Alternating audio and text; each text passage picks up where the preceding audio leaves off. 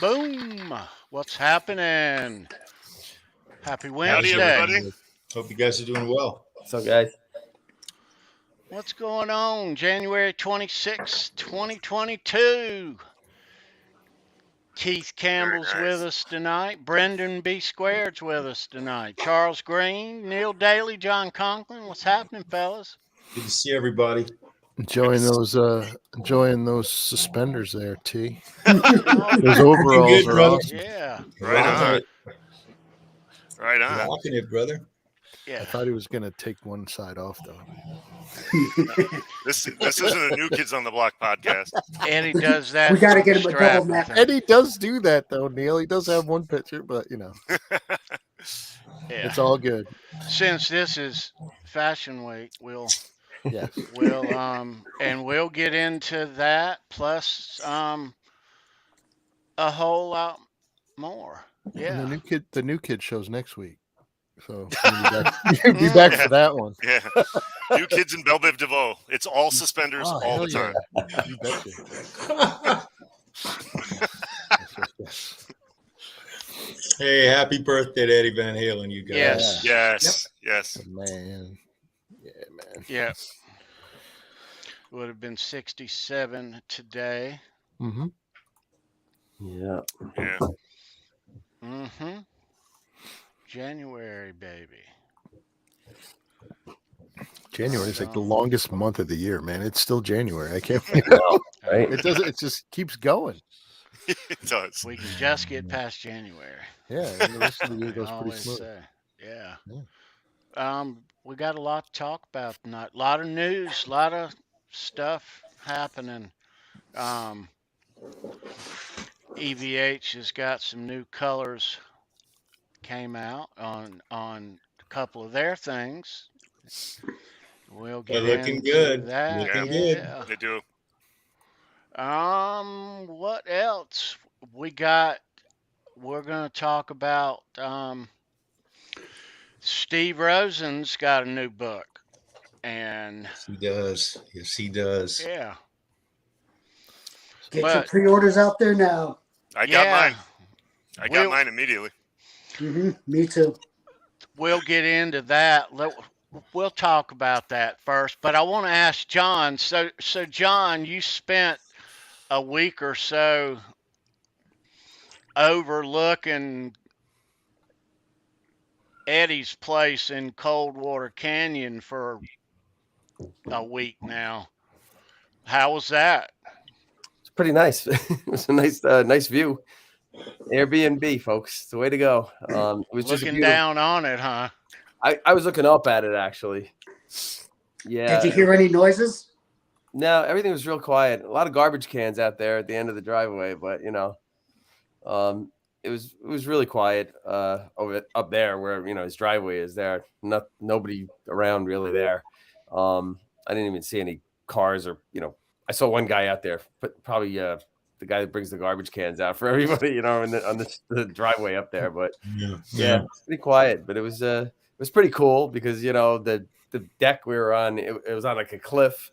And it looked, it had sliding glass doors into this like bungalow, and it looked right basically up through the trees. It was where, his place was, whatever, That's It was just like, I figured I saw it. It's like, it's got to be nice. I know Jack Nicholson lives on, Mulholland right around the corner from there. And, so I was like, yeah, it's a pretty cool place. So we stayed there and, we hit the Ralphs that Eddie probably went to for groceries. Right at the bottom of the hill. Yeah. Where Nice. it had a cool like wine and beer aisle. I was walking through there. I was like, this is probably where he used to get his smoking loon or whatever, at the time, right? Sherman Oaks is right over there. So Neil, you probably know all that. A lot of restaurant on Ventura Boulevard. There was a lot of restaurants and stuff. So we hit a bunch of those. So it was cool. I noticed Eddie's vape shop is right next to the McDonald's in Sherman Oaks on Ventura Boulevard. I remember the one where he had his Lamborghini, and you remember the Miura, and he was opening up and showing the guy the video. Oh yeah. The vape shop is right next to McDonald's. We were going through the drive-thru, and I was like, Yeah, I know exactly where. the vape shop right next door. You hit all the hot spots, John. Hit all the hot spots. So cool. Exactly. Nice. Yeah. Nice. You had good weather Did you too. go to the gas Good weather. station up in Eagle Rock? The which one? The gas station up in Eagle Rock. I didn't. I just the 76 down the street with the $5.17 a gallon gas, Neil, that you were talking about. Welcome to California, dude. And John, my that light was just went on my gas tank today too. The first day John got there, he texted me and he's like, "You weren't kidding about gas." Yeah. Yeah. I mean, and Neil, I live in New York, which is like, Right. It's not much better. There's number one worst and 1A worst state in the Right. country, and you Right. take your pick. Either New York's the worst or California's the worst, and it's like New York is like I paid like $3.49 or $3.45 today for gas. I mean, Hawaii. it's out of control. Yeah. And Hawaii's got to be insane. It's got to be like $6-7 I a bet. gallon there.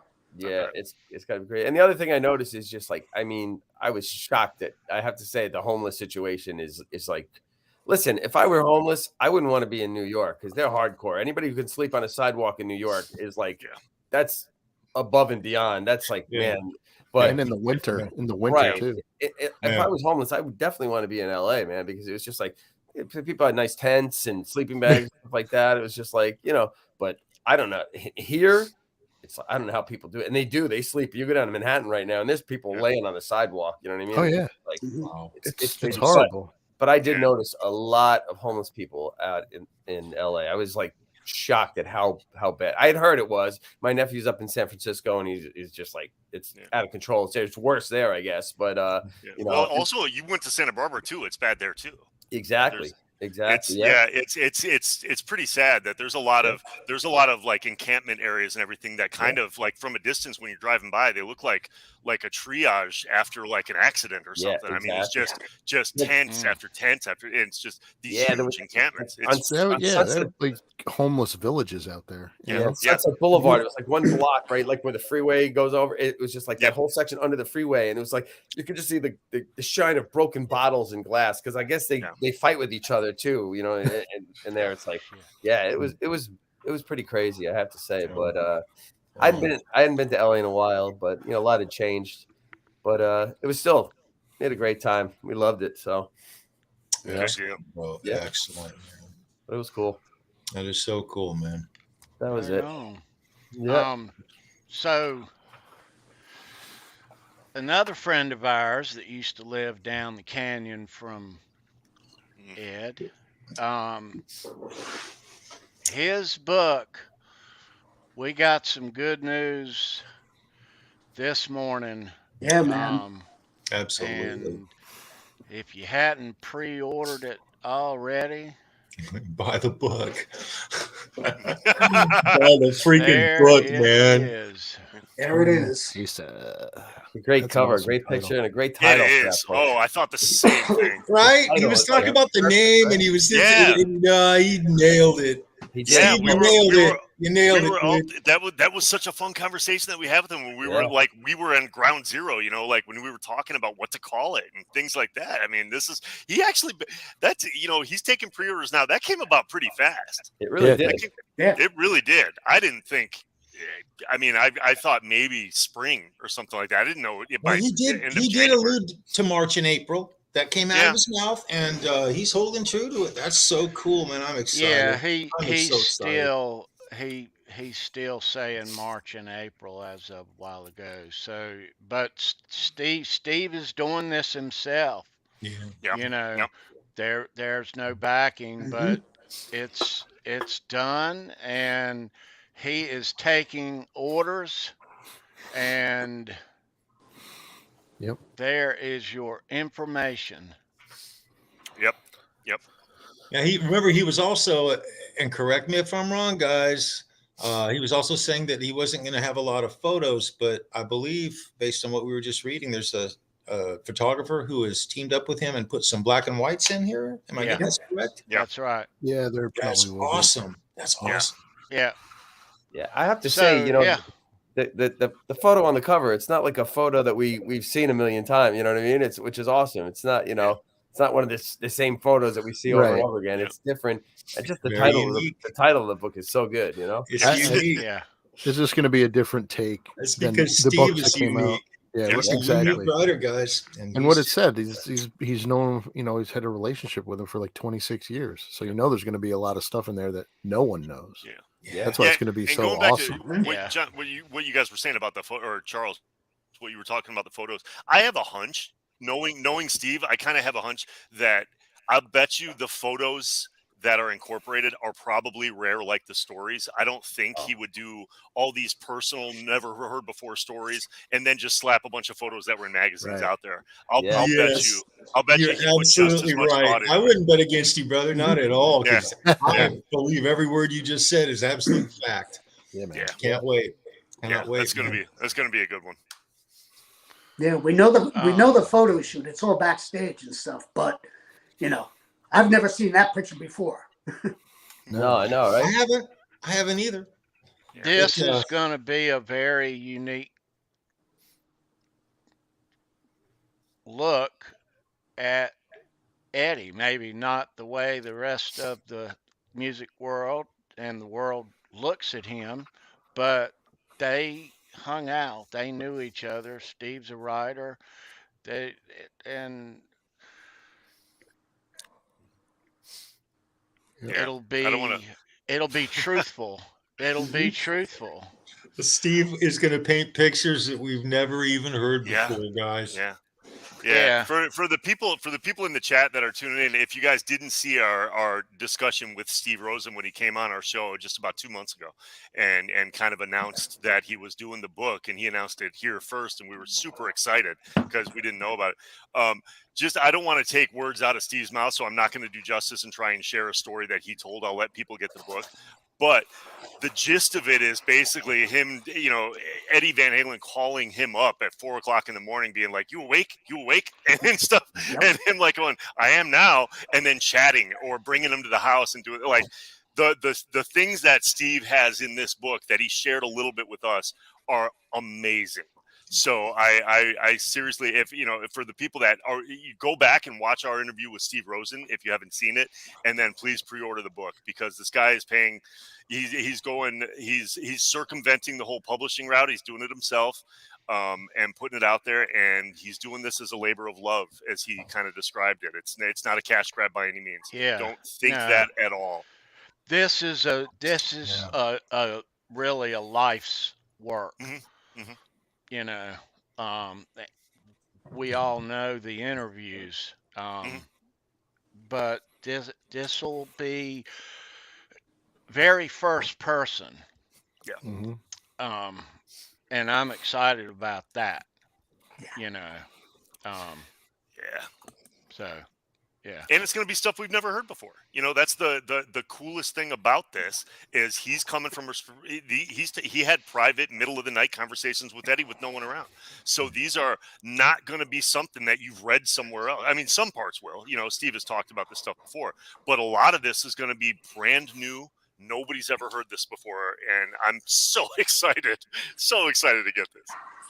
Oh yeah. Right, Steve. That's right, kid. Yep. Yeah. Let's get it on. Yeah. Bring it. So, yeah. I love how they did the fonts right up onto the blackboard there. Yeah, that's neat. That's really well done.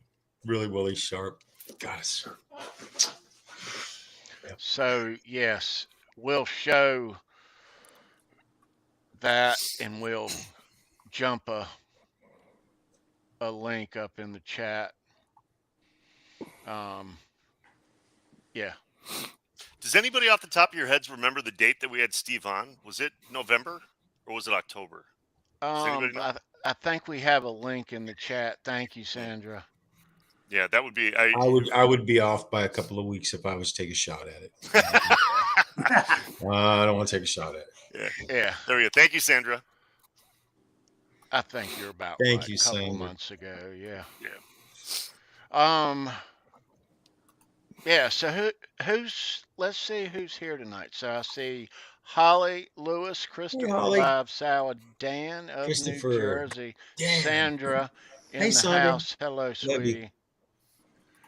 Let's see. Guitar Man 45, Taylor Green. Hey, Taylor. What's going on, Guitar Man? Hey, Taylor. I love you, sweetheart. former trivia winner, Taylor. Former. Yeah. Proud father right here. It's all good. We know. We might have to put her into the exclusionary bin. She'll come back for the Tournament of Champions. Right? She'll be there, guys. Yeah. She'll be there with bells on, man. Yeah, it'll be her, me, and Dan in New Jersey, and Sour. Right. Yeah. That's right. So Keith, how you doing, dude? Good to see you, bro. Things are good. Recovering from the holidays just like everybody else. Moving on, moving forward. Yeah. Getting prepped up for Wolfgang in March 1st. Yeah. That'll be good. Yeah. Bummed as hell about Dave, but moving on. Yeah. Yeah. You are, dude. Yeah, it sucks, but oh well. Got my refund the other day, thank goodness. I hope Dave's well. I've been getting the vibes and feelings that he's ill. John, you and me both. Yeah. It gets You me guys worried. think that really? Yeah, Yeah. I actually believe it. A lot of rumors floating around right now. Yeah. Well, he himself has even made some cryptic comments too. Like, You're right. didn't he say something like he thought he might go before Eddie? Like he said, Yeah. last couple of years, he said some things that kind of made me scratch my head a little bit. Now, with him, you never know. But, Plus, with that one quote that he said, though, hey, Ed, objects in the mirror are me. Come on. Yeah. Yeah. Right. He thinks he's going to go quick. Yeah, I hope he's okay. I hope so, too. I pray. Yeah. Love his artwork. Love his Roth show that he does. I laugh myself silly just listening to that. So Keith, when Dave canceled, it was the venue that canceled and not him. Right. Okay. But they also, Dave wanted to be known that, listen, this is just happening because of circumstance with COVID, and, everybody read the quote, him getting, calling it a rain out or whatever, so, I just hope that we're able to go back there and be able to do it again,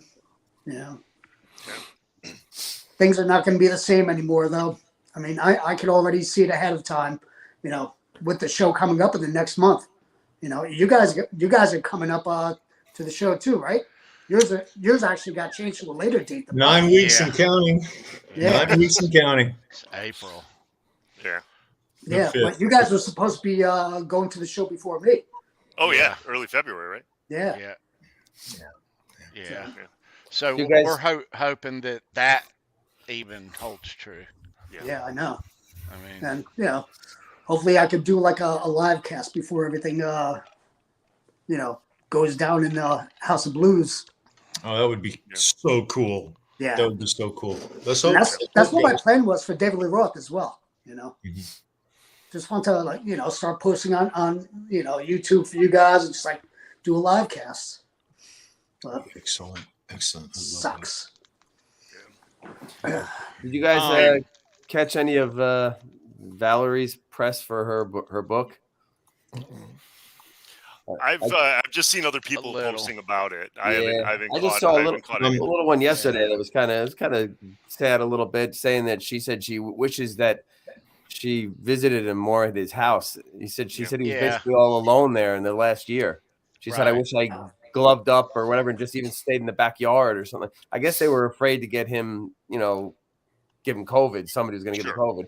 So I guess but he was apparently there, by himself a lot in the house. And she says that's one of her regrets is that she didn't, spend more time there or even at the hospital. I guess when he first went in the hospital, I guess, then they finally said, screw it, we're going to the hospital, But yeah, it was kind of sad that he, shed for the last year. He was kind of up there, at the house. Was this before his motorcycle accident when they found everything, or this was after in the last year? Okay. Yeah, I guess between 2019 and October of 20. Or actually, I think he was in the hospital for quite a while before he passed. I think he was in there for over a month. I wasn't aware that Janie was almost completely out of the picture at that point. I wasn't aware of that either. I wasn't aware of that at all. And I think Holly Yeah, I don't actually in think the any chat of brought us it to my were. attention and showed me a quote that Valerie had kind of announced that, you know, they kept their personal lives private. I totally agree with all Oh that. yeah, sure. But I didn't realize that Ed was so alone.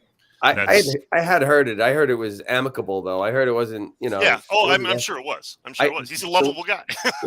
Right. The way that somebody told me is like they're not even together. He said, but it was like it was amicable, and they both just weren't feeling it. That's how it was presented to me. They just weren't feeling it. So everything's cool. And I guess maybe she was in the guest house before she moved out back to her own place or whatever. I don't know, but you know, but obviously, you know, a lot of people are saying, oh, you know, she was dancing while he was in the hospital and stuff like that, which is not, I don't think is the case at all, because you know what? I don't buy that at all. She was there when he passed away too. And you know what? She played a big role, I'd say, in the last chapters of his life, you know, when he was absolutely getting himself back to being himself again. So she deserves a lot of credit. Chris Gill even said it when he's on here. I was going to mention that. You know, like those guys confirmed. Those guys confirmed firsthand that she had a lot to do with getting him on the straight and narrow, and then even contributing. Lest anybody think that, you know, she was just dancing. You know what? A lot of that the stuff she was putting up there was to just throw people off the. She didn't want people hiding in his bushes. I don't think TMZ either. You know what I mean? And I'm sure they were looking for any clues. You know what I mean? Like, oh, something, you know, was going on with him. So by her putting pictures of her dancing stuff, trying to make people think, oh, everything's okay, everything's normal. You know what I mean? So I think that was kind of a smoke screen on purpose that she did. You know, so understandable. Yeah. Sorry. Yeah. I don't. I defy anyone to cast a disparaging word against her. She didn't. She's a lovely woman, and exactly. Considering there are 3 people who got Eddie to where he is, you know, with Matt Brook, Janie, and Wolfgang, right? Yeah. Absolutely. That's it. Yeah. There's a story I want to. There are 2 stories I want to hear: Matt Brooks and Don Landis. And you'll probably never hear either. Great story to hear. Right. You'll probably never hear either. No, it'll never happen. But it would, you know, a guy can have a dream.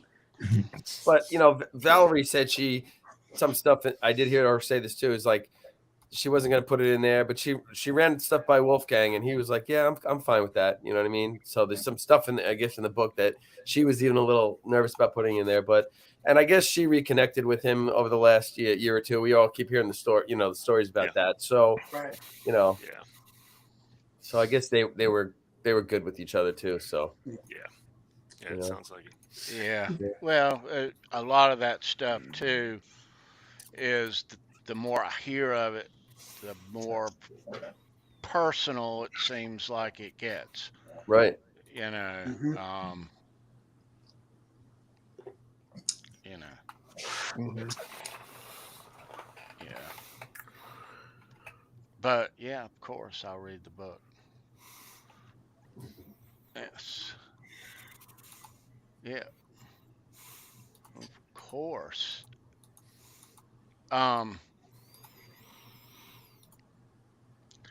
So who has on the assless chaps? That's the trivia question for tonight. Charles, stand up. Man, who told? That sucks, man. That really sucks. All chaps are assless. Exactly. Who's that? Holly? Oh boy. Is it you? Not me, man. No. No one wants to see that, dude. Trust me. I was going to, but you know, I don't know. I mean, it would be apropos because of the butt cheek stuff. This is a family. How about you? Yeah, Johnson's just not wearing pants. So damn, it's none of them. Listen, I'm freezing cold. I just got my COVID results back. The email a second ago. I guess who's got COVID? Get out! Are you really? Oh no! Oh no! Yeah. Oh, dude. Oh man. Detected. Oh. Oh. Yeah. That sucks. Don't lean too close to the screen, then, okay? You guys, dude. You guys want me to wear a Stop, mask? John. Stop. Where's my? I'll wear a mask if you guys are uncomfortable. Wear a mask around here, dude. Oh, man. There you go, Tony. Yeah, look at the mask. Wow. I'll hit the mute button if I cough. All right, Neil. No, John, dude. Well, I hope it's mild, dude. Feel better. I do too. Yeah. I apologize. You know, we laugh about things, we bust each other's balls and stuff. But man, I hope you and your family is fine. And I hope it doesn't cause a mess as far as arrangements and such at home and work. You know, I'll be sleeping back here. No. It's man. It's out not in the that, she shed. I don't feel that bad. I feel like I have a cold. I did get one. I got the one shot, the Johnson & Johnson. You know, but they're like, if you got that, it'll probably just be like a cold, and that's just like that's all I feel I have is a bad cold. I hope, John. I hope so, dude. Yeah, you might have the flu Rona. Have you heard that one? Oh no, I never heard that one. In LA, they're talking about it all the time. It's a combination of people that are getting the flu, which makes them more susceptible to COVID. So they're calling it the flu Rona. The Rona. Yeah, that's what they're calling it. So. Trendy. Always LA with the trends, right? Oh, we're ahead of the curve, man. We're way ahead of the curve. SoCal is the bar. Why do I feel like Neil's going to write a song about it? You're going to write a song about it, Neil? My Florona. Right. You don't have anything going on for the next week or two, do you, John? No. Not now. He doesn't. Not anymore. You're not, dude. Let me think. Watching Ozark. No, but now they say if you've had it, you test yourself in 5 days, and then if you're clear, you're all right. You know? I'll be honest with you. I felt it in LA, so I don't know if I got it there or what. But don't blame me. Exactly. Yeah, you may be on the tail end. I want to contact trace everywhere you've been. Every restaurant you went to, you have to send me a list so I don't go there. Exactly. Don't go to Medici in Sherman Oaks, the pizza place. God, dude, son of a don't go there. But I felt it there, but I feel like I've turned the corner anyway. I feel like I'm getting better now. So okay, I'm still, I guess, I still have it. So. You didn't go to the I whiskey, hope it's easy, dude. John, at the risk of overstating the obvious, I'm kind of starting to subscribe to the theory now that at some point everybody's going to get it. Yeah, it's just we're all going to encounter somebody with it at some point. So it's a pharmacist told me that. He said that the herd mentality. He said get your shot. This one is so contagious. He goes that everybody's going to get it. Yeah, I agree. And he also said that if you did get one of the shots or both of the boosters, whatever like that, he goes, it shouldn't kill you, and you should just be. It shouldn't. You know what I mean? Should be like a bad nasty cold, which is how I feel. So that's pretty much it. Yeah. Go figure. Florida had it right all along. Yeah. Everybody's gonna get it. Right. Well, John, you look good. Thanks. That's my you're doing all right. my CVS new glasses that I got when I was in Santa Monica. I got these ones. Nice. Yeah. Now I can read. You're pimping. My nerd. Hey, well, thanks for posting your whole vacation, bro, on Facebook.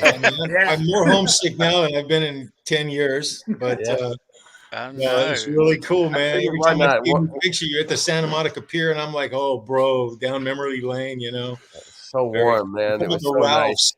nice. You were the Ralphs at the bottom of the hill. Yeah. Been there, done that. Yeah. Very cool. But Neil, you were right. The weather was great. It's probably still nice, right? Cold still nice. Nice. It was 73 today, and the winds finally died down too. For a couple of days, we had really the other night. I couldn't.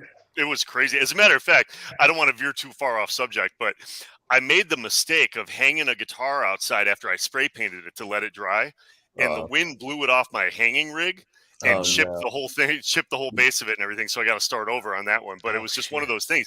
I mean, that never happens, but the winds were insane. We were getting gusts at like 70 miles an hour gusts. Yeah, there were like trees down on Mulholland up there. I mean, that night we were like, oh my God, the winds were like 50 miles an hour. They were crazy. Are the winds Santa Ana winds at all, or are they just? That's it. That's exactly what it is. Yeah, Santa Ana. Yeah, you remember what that was. Oh yeah. I deal with them out here all the time. You're gonna cough, aren't you? I did. I hit the mute button. You're quick, man.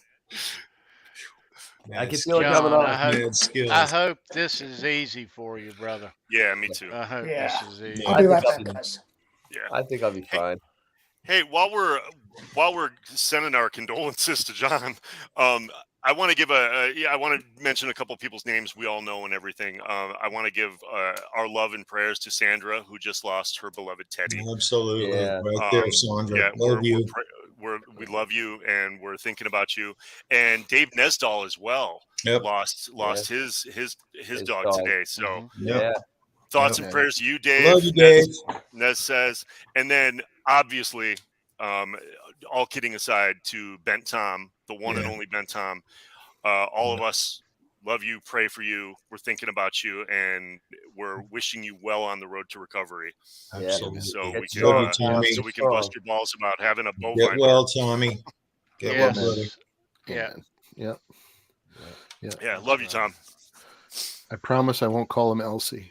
So remember Elsie the cow? With the milk? You guys aren't that old, so. Hey man, I grew up with stories about the Great Chicago Fire that was started by a cow. Mrs. O'Leary's cow burned down Chicago in 1870. Yes, So that's true. yeah, as soon as I know that Tom's out of the woods and he's feeling better, I'm going right at him with that. There you go. Oh yeah. He'd probably take it now, but he's that cool a guy. Yeah, he is. And everybody, Tom, if you're watching this, love you, man. We're thinking about Love you, Tom. You be well. Can't wait to get you back on the show, brother. That's right. For all you do, this bud's for you. Yes. Right on. Yes. So Tommy, prayers for you, brother. Hang in there.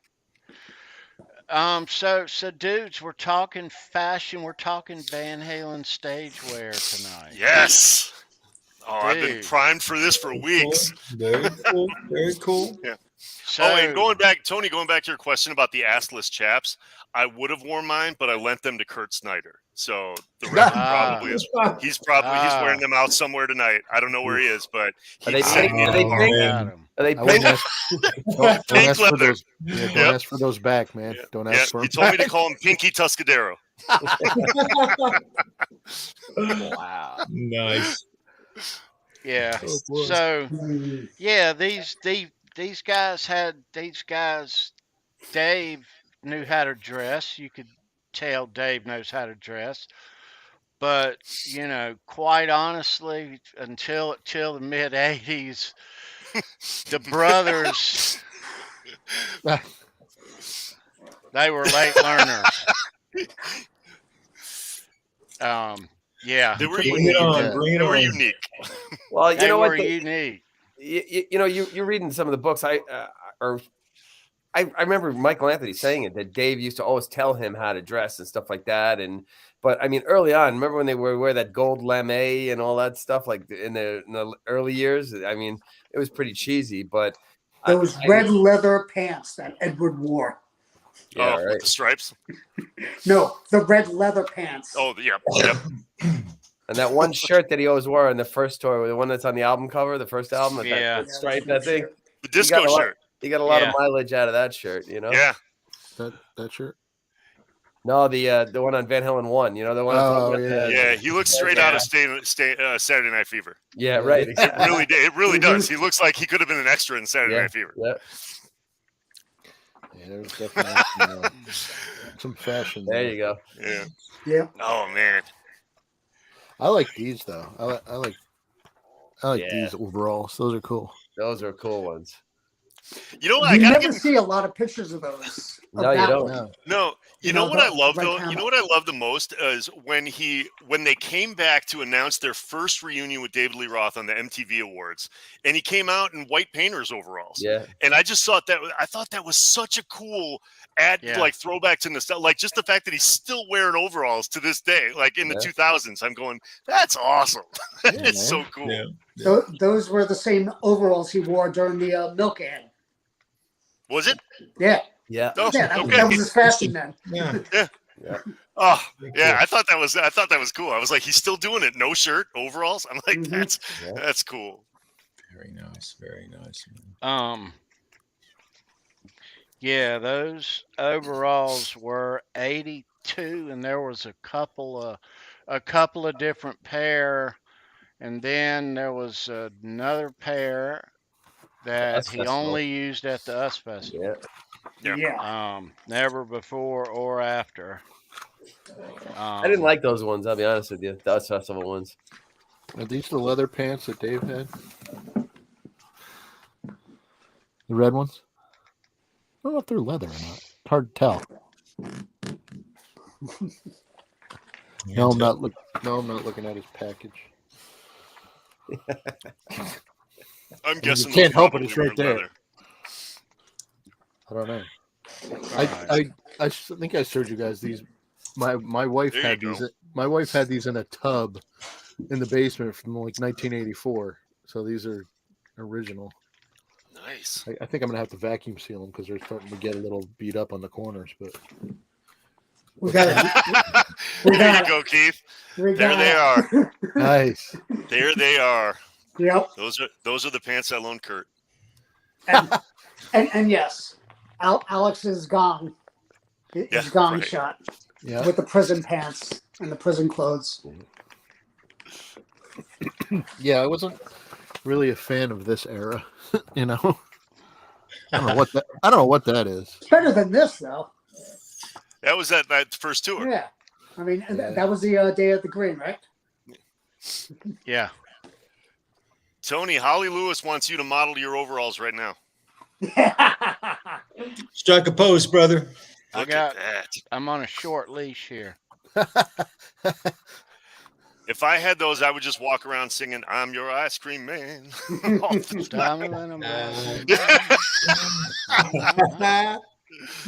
Push-ups too. I don't know. Yeah. While I've got your attention, so what we'll do ultimately near the end, and you kids can play along too, is we're going to rank our favorite era. Yeah, and I know what mine is, and no guesses.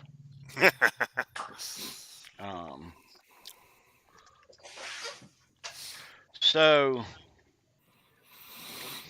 things really started to get interesting with the Stagewear about 1980, when Dave started to wear the from the knee down. It was the white boots, the puffy boots. Yeah. Those fuzzy boots. The fuzzy boots. Yeah. Pam Anderson boots. Yeah, right. The Peter Criss boots. But yeah, there you go. Because Peter Criss had them for the Dynasty tour. Very cool. So when we got to 1981,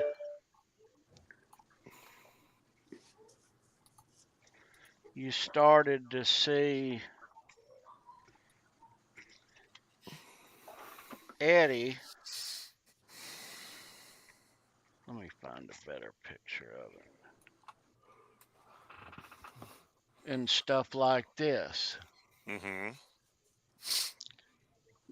And the red and white stripe.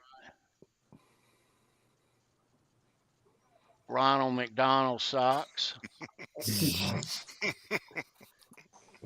And the matching shirt. I think Dave's got the matching shirt. You know, Oh, yeah, he does. Yes, he does. Wow. if you put that shirt in Eddie's socks, that's Ronald McDonald right Yeah, there. exactly. He's got the red and yellow there, yeah. Yeah. I used to think Eddie's outfit was straight out of a character from the Warriors, like one of the gangs from the Warriors. Remember the Baseball Furies and all those guys? Yeah, like yeah. I thought his costume was like straight out of that movie. So cool. I wonder whatever happened to a lot of these if they're auctioned off. You know, I like Eddie that tiger thing from 1984, the jacket and the pants. I mean, whatever happened to those? Does somebody own those, or that or those pants, those patched up? They're probably in a Hard Rock cafe somewhere. I know his Us Festival outfit is in there. In where? Hard Rock? The Hard Rock. Also, did you know that there's a jacket that came along with those overalls? Oh, I didn't know that. Really? All striped out, just like the Frankenstein. Wow. Oh, Oh, really? Wow. Weird as hell. Really? Very cool. So Keith, show us that shot again. Which one? This one? Yeah, of those Nice. pants. Yeah. All right. Yeah. I don't think that those pants lasted the whole tour. Probably not. I don't see how they could have. I mean, with No, the, right? I mean, he Yeah. wore it was I like a think he stage had a uniform. few pairs of them. Yeah, well, why couldn't they have lasted the whole tour? Somebody could have just patched them up. I don't think toward the end of Somebody they did were on the, because he actually had Lycra installed in the seam in the crotch. Hey, they may have morphed those into another Did outfit. he? Those were like the Chuck Norris karate pants then. Yeah, right. Yeah. Pretty much by the end of the tour, they were. With and the, then for the he high just, leg kick got thing, rid of yeah, them and went with the Tiger Spike pants. that's right. yeah, Yeah, with the before lycra That's crotch. that's a jacket he's wearing there, correct? Yeah. Yeah, that's my favorite. That's my favorite Eddie Van Halen jacket that he's ever worn. That's my favorite right Yeah, there. this one. My I very wear the favorite jacket. pictures, and Yeah. that's my favorite jacket. This is what he was Right on. wearing when I saw him on the 28th of '84, January Didn't 28th. yeah. Didn't he wear that jacket and the matching pants at one point? Just like maybe one show. I thought I saw a Once picture. at the Forum, I believe it was. Well, Yeah. I was there at the Forum show, and I was just about to say that I believe that there was a matching set of pants on him, and he Yeah. wore that ensemble, and I Yeah. believe it was only for one One He- show. of the shows they did there. He didn't have those pants. Those pants, they did the West Coast before they went to Europe, and they didn't make it to the West Coast. Wow. Wow. Yeah, they didn't. Wow. They didn't last the whole tour.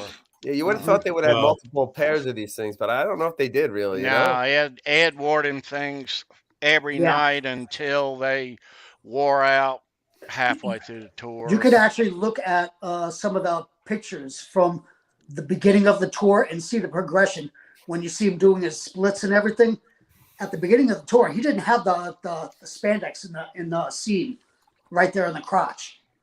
But later on, in the middle of the tour, yeah, Wow. it was there. Well, I made love a pair of pants enough to put a patch on it. I don't love any pants that much. Not to put that many patches on. It was weird because in the 1984 tour, he wore those dirty sneakers too. Remember? Yeah, those filthy things. And in Yeah. the jump video, when he had those pants on and that jacket, he had like bowling shoes on. Remember, they look like bowling shoes. Yeah, Yeah, right. yeah, they Right. did. Yeah, look at how nasty those sneakers Yeah, those are. dirty sneakers, right? Yeah, they looked white when the Yeah. tour started, but yeah, Yeah, they were gray as hell. yeah, yeah.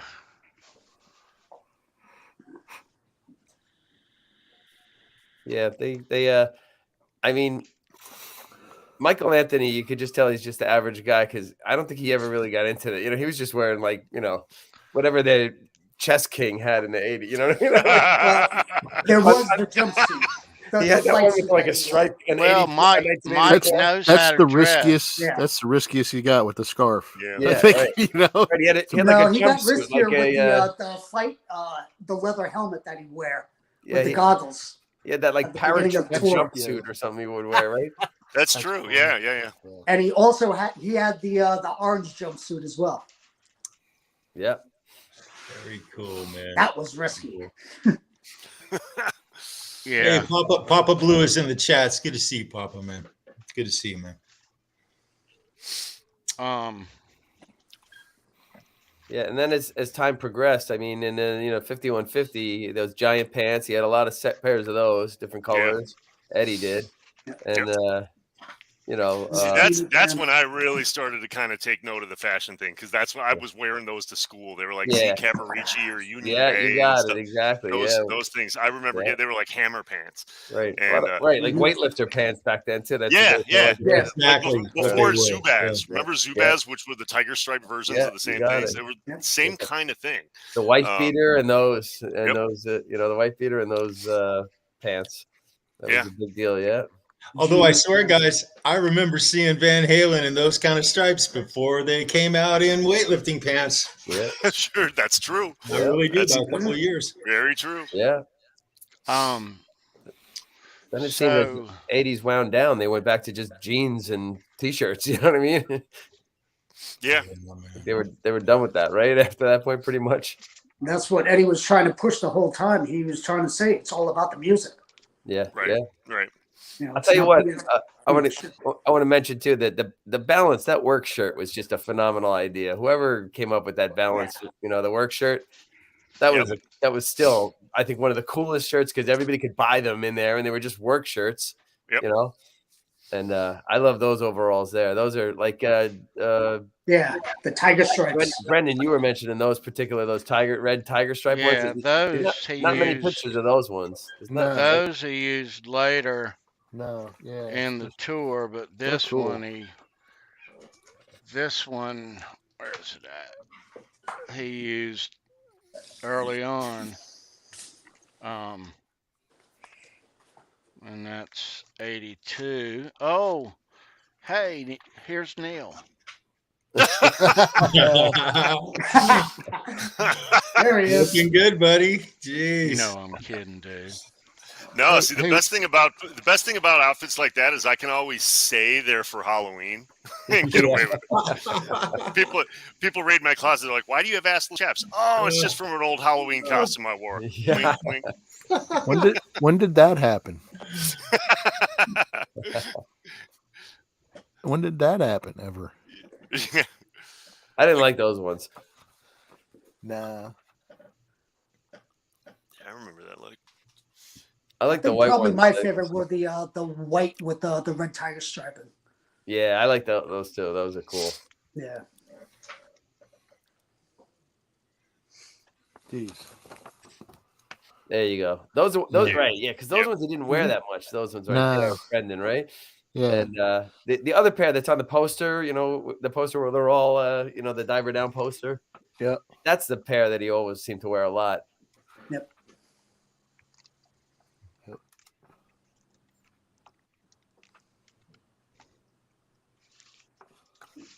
This was late in the tour, and you can see those. Yeah. Mhm. Yeah. Mm-hmm.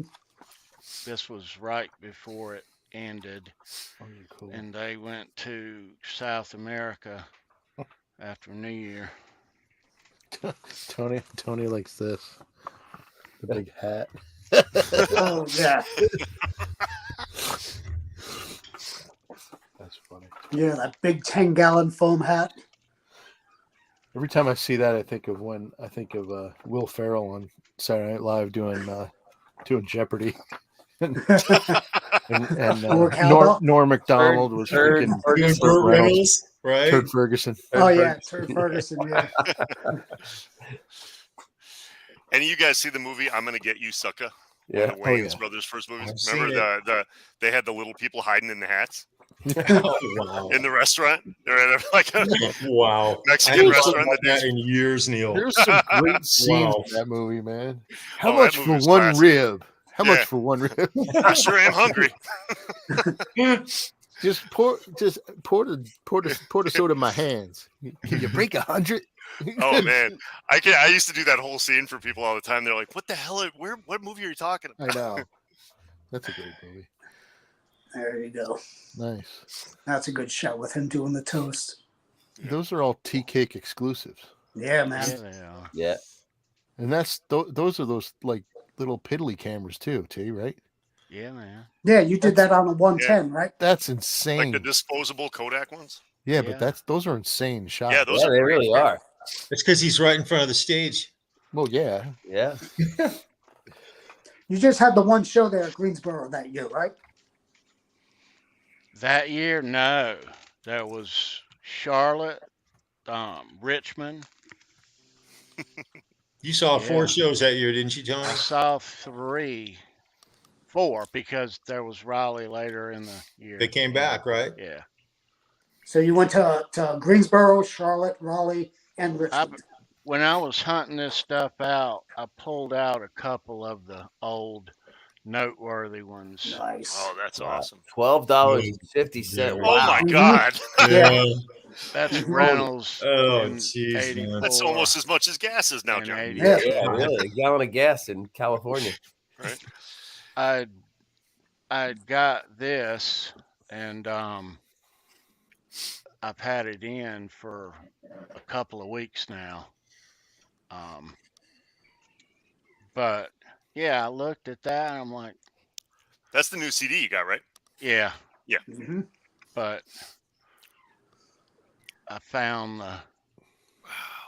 I found the Wow. That's awesome. And if Wow. anybody in the chat is wondering how Tony got so close to the stage to get those photos we just showed, take a look at the outfit. That's all you need to know. He was wearing chaps at the time. That's how he got so close. I was wearing Dave got his fashion tips from Tony. Yes, he did. And Yes, he did. They kept throwing picks down on the floor in front of him. I don't know what it was. Yeah. Yep.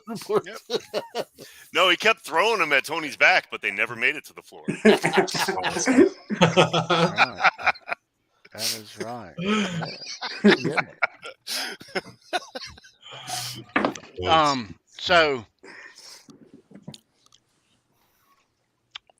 when Dave left and Sammy came on board,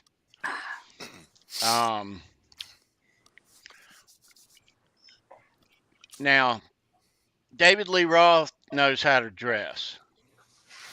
You know, he probably has more shoes in his closet than any of our wives or ex-wives. I got to say one thing, guys. Here's the thing with Dave. Dave could dress so good because it didn't matter what he put on. He just rocked whatever the hell he wore. Yep. Oh, yeah. And he did one time with the whiskey, a couple of times. One time just stands out in my mind. It was a dead night. It was dead. It was like 11:30, 12 o'clock. I was almost falling asleep standing up. And I hear this ruckus come through the downstairs door. I'm standing at the top of the stairs, and it's 5 or 6 guys come in.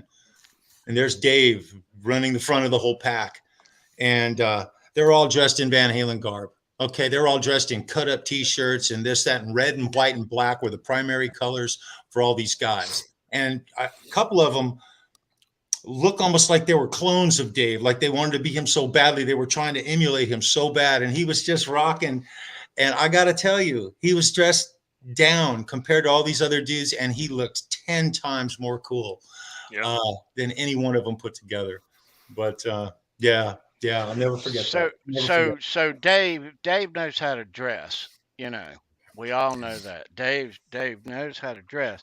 But when Dave left the band and Sammy came in, it seemed like that they learned how to dress all of a sudden. They had somebody dressing them. Yeah.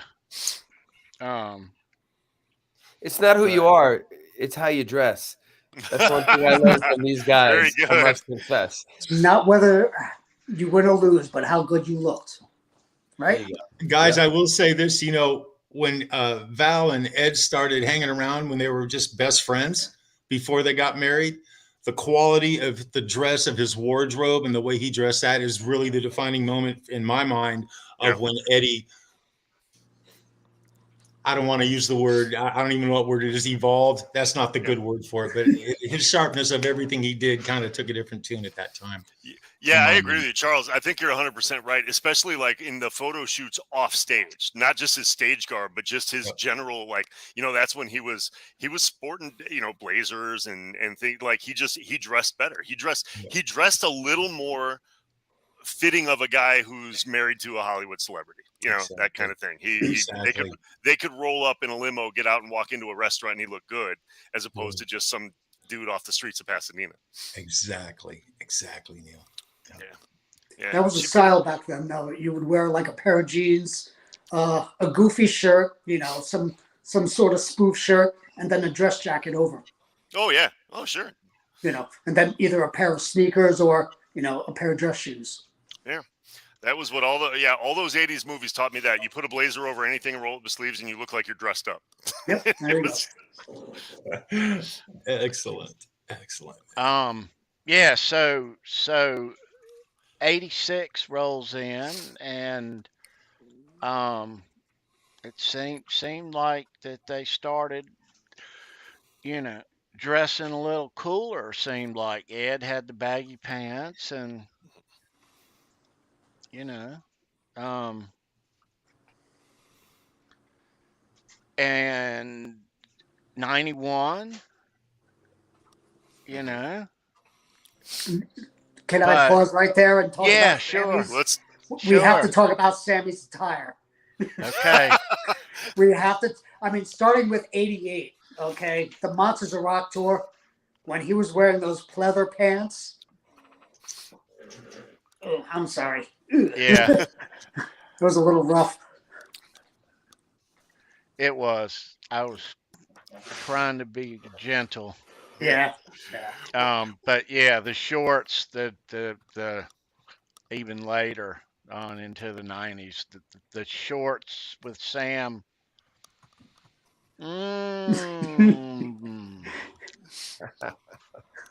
Wasn't horrible, but I didn't hate it. I didn't hate Sammy's gun. Yeah. Sammy's always cool. He was cool. Didn't work for me. I don't know. Alex could get away with wearing football pants in '81. You know I my don't know if favorite photograph of Sammy Alex could get away with doing it in '91. There's a picture Right. of him and Eddie, and they're just sitting on what looked like to be some crates. They're just sitting there and they're smiling and looking. And I swear to God, he's wearing a woman's house coat. It's kind of small for him. It's got the frill around the neck and the frill right around. You know, the sleeves are a little bit short, so it's got the big ball of fur right here. And he's just sitting there in that thing smiling. My favorite all-time picture. I wish I had it to show you. I don't have. I just saw it somewhere, but. Who can rock a house coat like Alex Van Halen, man? That's I also have to announce this one. The MTV Awards outfit that Sammy wore with his wife. Do you remember the tuxedo that he wore? Yeah. Oh, and my gosh. Mikey's saying, yeah, we have to do this interview and then finish it up so we can get back to our game of chess. Yeah. Well, if you want to go there, if you go back in time, probably 1980 and back. I wouldn't say 81 and ahead. I'd say 1980 and back.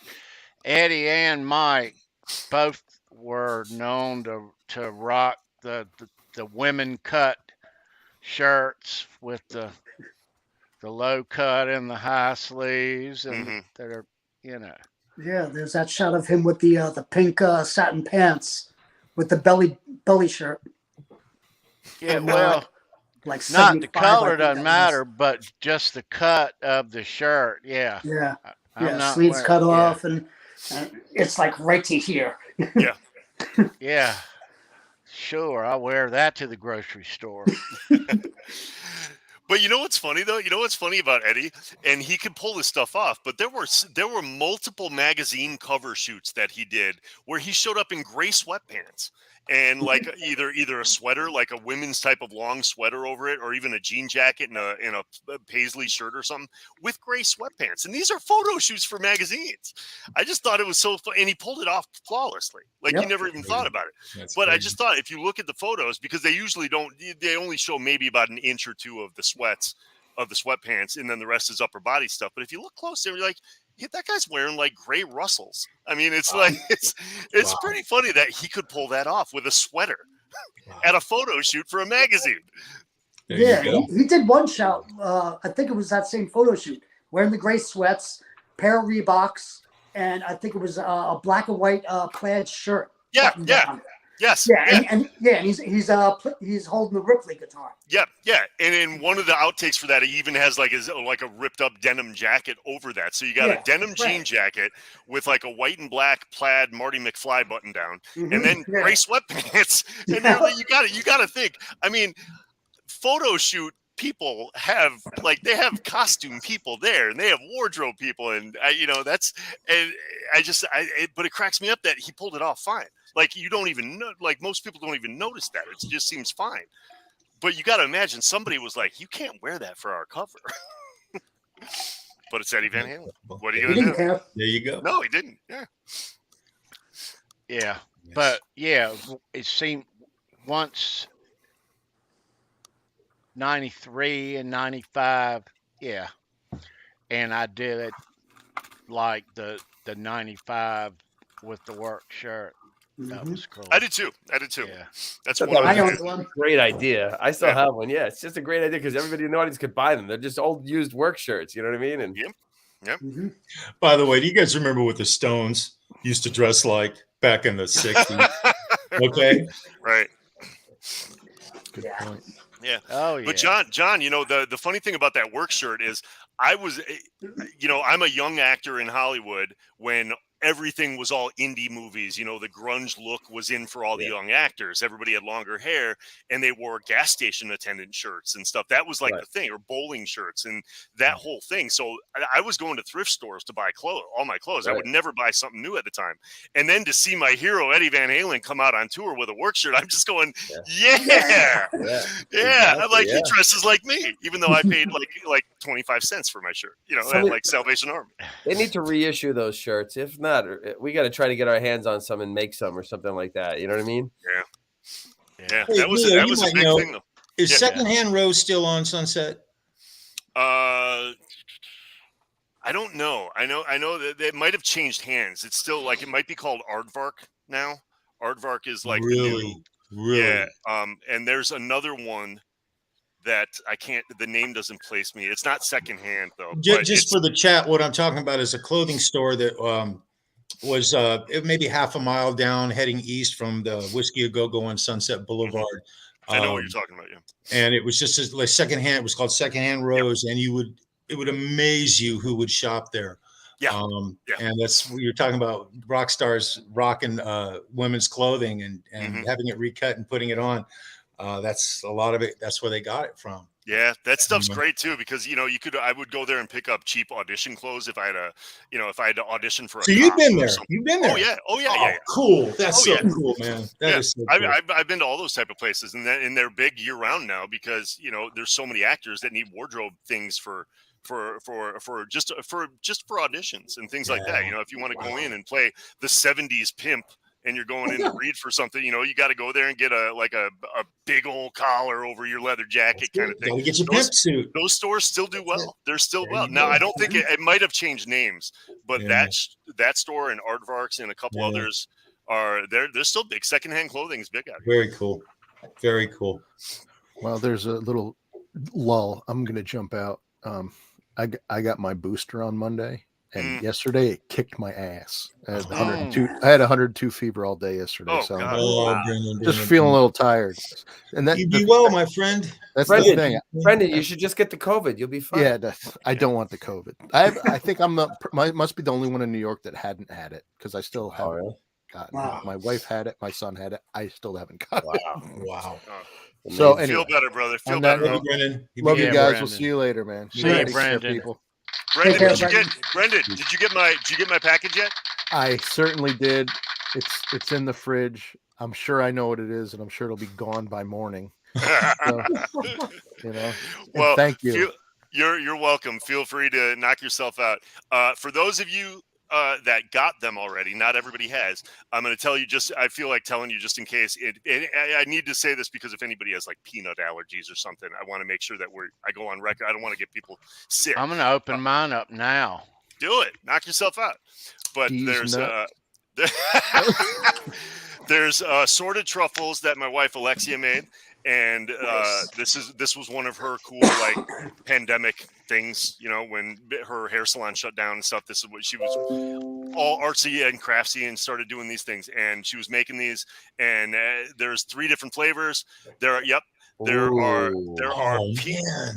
peanut butter ones, which had the little gold dot on it. That is it's like a Reese's peanut butter cup. It's not like creamy peanut butter. It's like cookie peanut butter. Wow. The dark ones are espresso, and the regular chocolate ones with nothing on the top, no sprinkles or anything, are Oreo. So those you guys can all expect them. If you haven't got them yet, you can get some. You know what? I can't wait. Yeah. I was hoping you guys would all get them for this week. I sent them out. I think I sent them all out Friday, and I was hoping that you guys would get them by this week because I thought it'd be kind of cool. I thought it'd be kind of a cool Van Halen birthday thing to have. That is awesome. Thank you, Neil. So my pleasure. Cool. My pleasure. That is so cool. That's awesome. Keith, I got to get your address and get you a box. Yes. Actually, if you need me to, I'll drive up and get them. Good enough, man. I got them in a mini fridge right behind me, right there. A bunch of them, all kinds of flavors. So for sure. Thank your wife for us. No.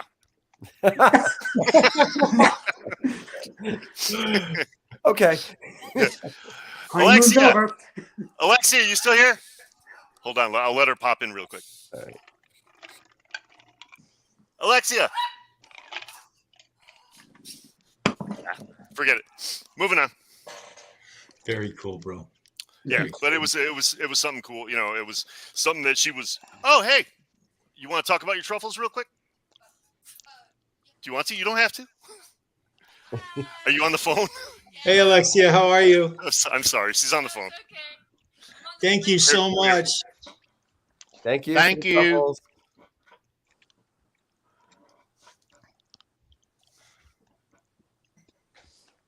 Your microphone.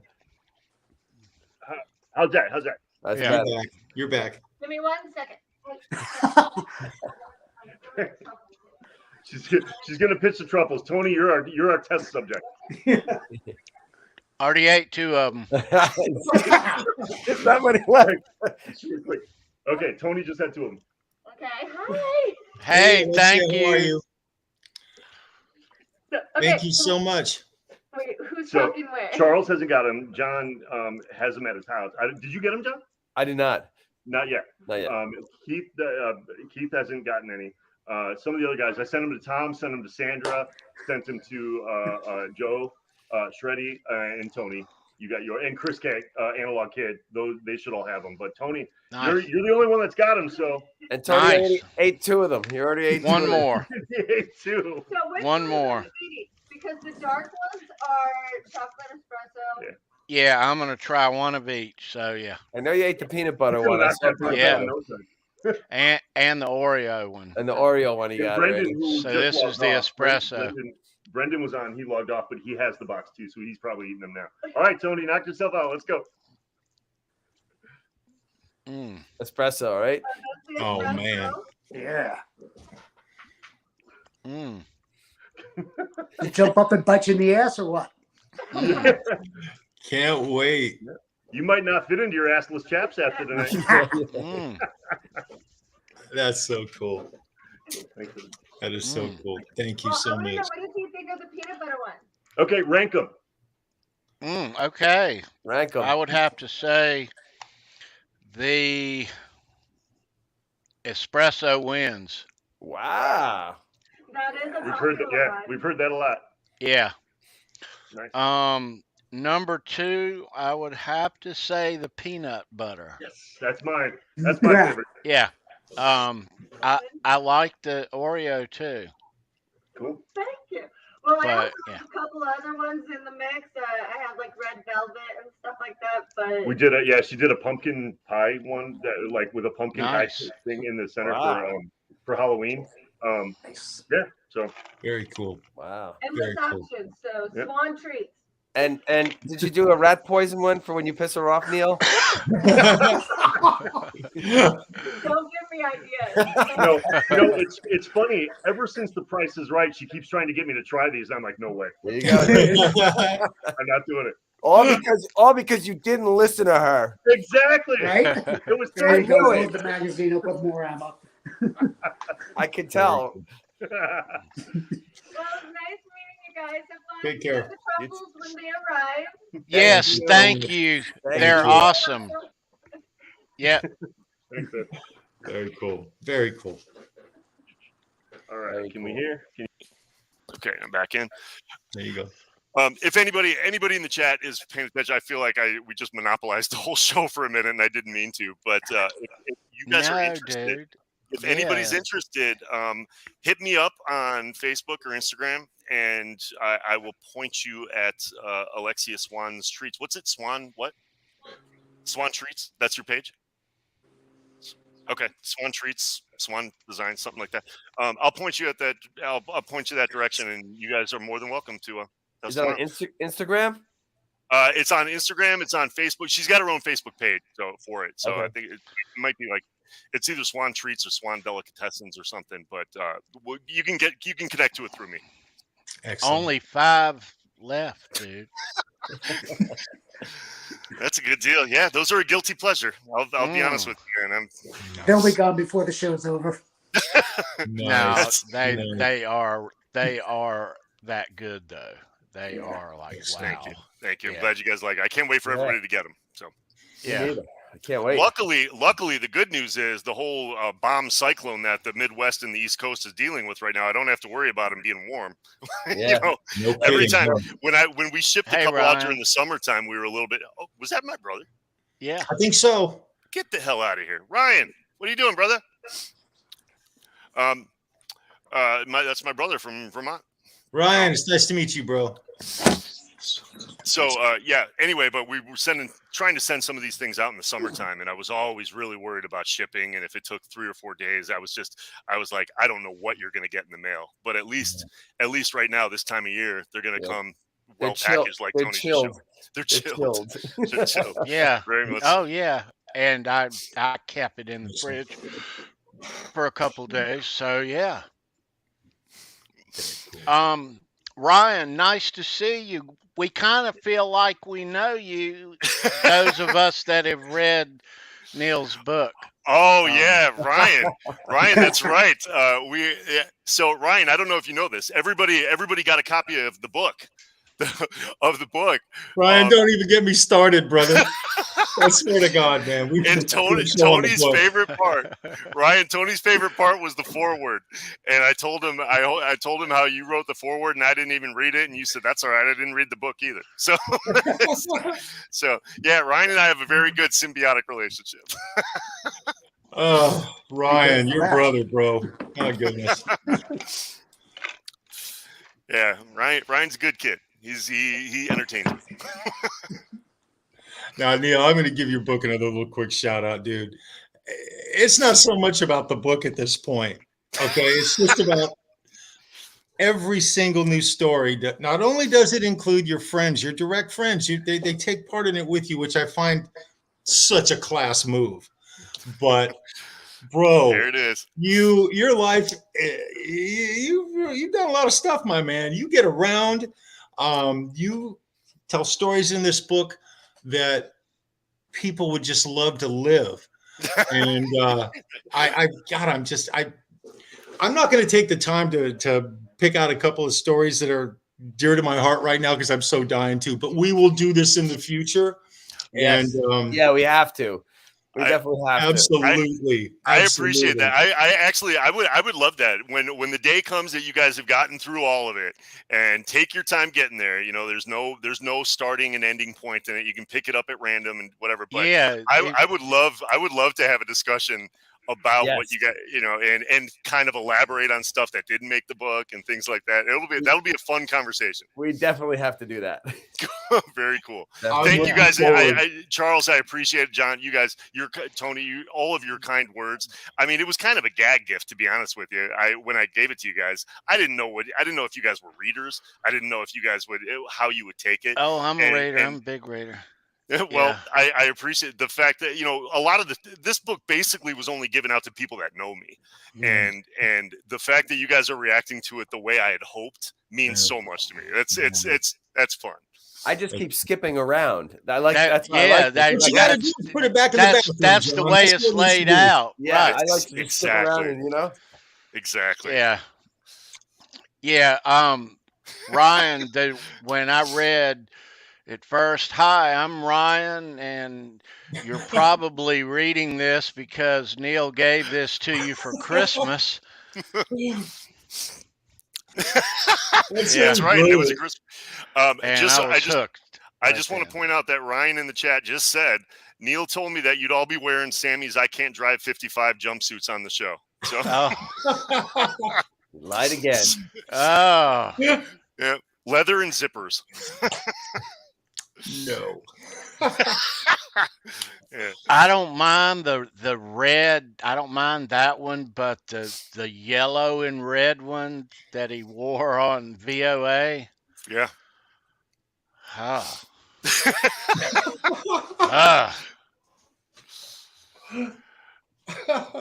And Sandra, thank you so much. She's even pointing out that she's still in the middle of the book as well, and she's enjoying it. So. Oh yeah.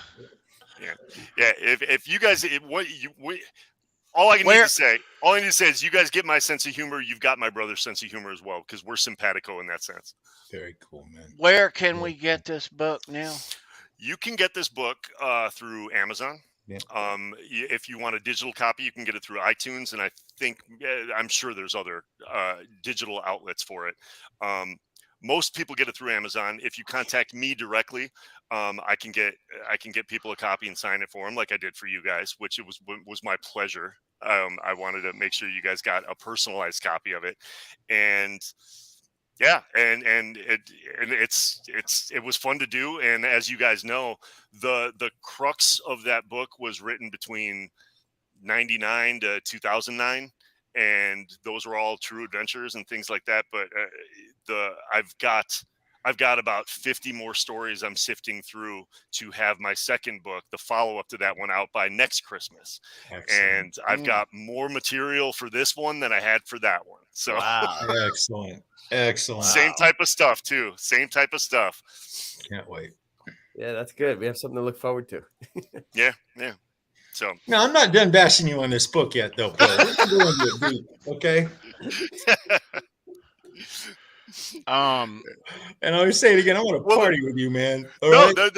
Charles, the funny thing is, this book was like, in a weird way, this was actually more tailored to you than anybody, because you know all the locations that they take place. This is the most LA book. Every story is someplace you know. It's so somewhere in LA, you bro. Get it more than if everybody. you've been there, it's even better. Jesus, man. I don't want to get it. We're gonna do this. We're gonna do this another time, guys. But there's for those of you, that for the people in the chat, I don't want to exclude anybody. There's stories about nights out at the Troubadour. There's nights out at the Velvet Margarita. There's nights, there's just, it's just Hollywood nightlife. That's what the entire book is. I was walking by Beverly Center and I was saying to myself, Neil can't. Hey, that's where I fought Johnny Resnick from the Goo Goo Dolls. I said, Neil can't shop there anymore. I'm saying to myself. Yeah, that's right. I got in trouble at the diesel store. You're from LA, it's like a warm blanket, man. Come on. Yeah, I can't go back. Neil's got a lifetime ban. Yeah, stupid diesel. Oh, so good. Don't ever come back here again. Ever. Yep. Oh Lord. Yeah, that I'll grab the book and all right, I'm gonna read this chapter, and they're short chapters. Yeah. And the next one is not like the previous, and vice versa, and that's what's cool about it. Yeah, that's why I like it. It's great. Yeah, I kind of tried to stage it. I was trying to put myself in the mindset of the reading public and everything, and I knew that, and granted, there's 3 or 4 epic stories in it that are 30, 50 pages long, but then there's also a ton of 1 and 2 page things like that, and I wanted it to be that way, where depending on your mood, like John, you've talked about this, you can pick you might be in the mood to read something long, or you might be in the mood to I just want to read a page. I have a short attention span. Yeah. That's perfect for me. It's just like boom boom, like It doesn't matter what page you open. It doesn't make a bit of difference if you just that's right. 2 paragraphs. And it plays one of the into paragraphs will grip you, and you'll be like, oh, and you'll read on. You'll read further than you might have even thought you would. Yeah, exactly. Yeah, that's a great compliment. Yeah. I'm glad to hear part 2 is on its way. Oh, part of it is your guys' reaction to the book kind of got the juices going again, because I've written, the stories are all written. They've all. I'm done with the material now. It's like you guys, your reaction to this has kind of made me be like, okay, let me start putting them together. Where do I want this to go? I want it to have the same kind of randomness, the same type of flow. I want it to open with something funny, close with something big, and have you be able to pick up, flip through it randomly, start on page 70, and I'm just going to read what's this story about? Right. Absolutely. Yeah. But all the while, all of us are compiling our personal lists, Neil, of stuff that we can't ask you about. I'm gonna tear you up, Neil, on the show. Oh, man. I'm throwing you up, man. I'm going deep, brother. I'm gonna go deep.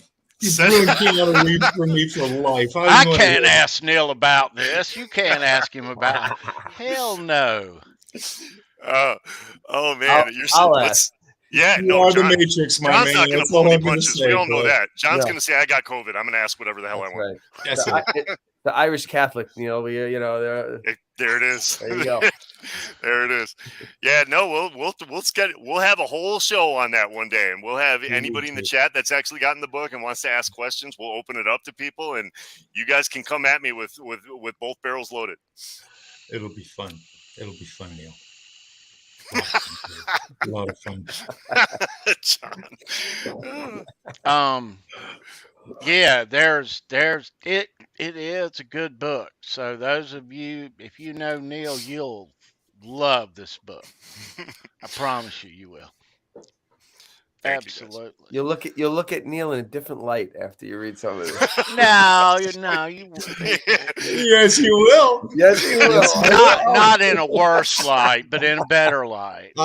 Absolutely. Oh, yeah. Slightly different. Don't mean to say that, but you read this book, slightly. You will know Neil Daly. Yes. You will know him in ways that it's either you look at me in a different light or you just won't look at me at all anymore. It'll be one or the other. There's no doubt about that. But I still want to party with you, bro. That's all I'm saying. Okay. I know. Like. Yeah, but you were in the right place at the right time a few times. Mm-hmm. Yes, I was. I was. That's the only reason I ended up writing the book. When I started journaling these stories down, it's because I got home at the end of the night almost every time, and I said, I can't believe that just happened. And I was like, no one's going to believe this. And so I would write it down. And I started this long before Facebook, long before social media. I was just writing these stories for myself. And then eventually one day I wake up and I've got like 40 different stories that are just mind blowing. And I'm going, I got to get this out. And they are mind blowing. They are so LA too, man. Fantastic, bro. Only in LA. That's right. That's right. Very much so. Yep. So I want to ask you, John, did you see, and have you got it handy? Did you see the quotes that they put up on the, I guess, the news desk, where it had Valerie's and Wolf's and all of them, Michael and Sammy? Yeah, I did. I was actually reading them a little while. I actually have it right. You got that handy? Yeah, I got it right here. Yep. Let's see. Let me click on it. John, how you feeling, by the way? You hanging in there? I'm hanging in there. I'm all right. Okay. I'm all right. Let's see. Hold on a second. I clicked on the wrong thing, I think. This segment of the show will require a face mask. Yeah.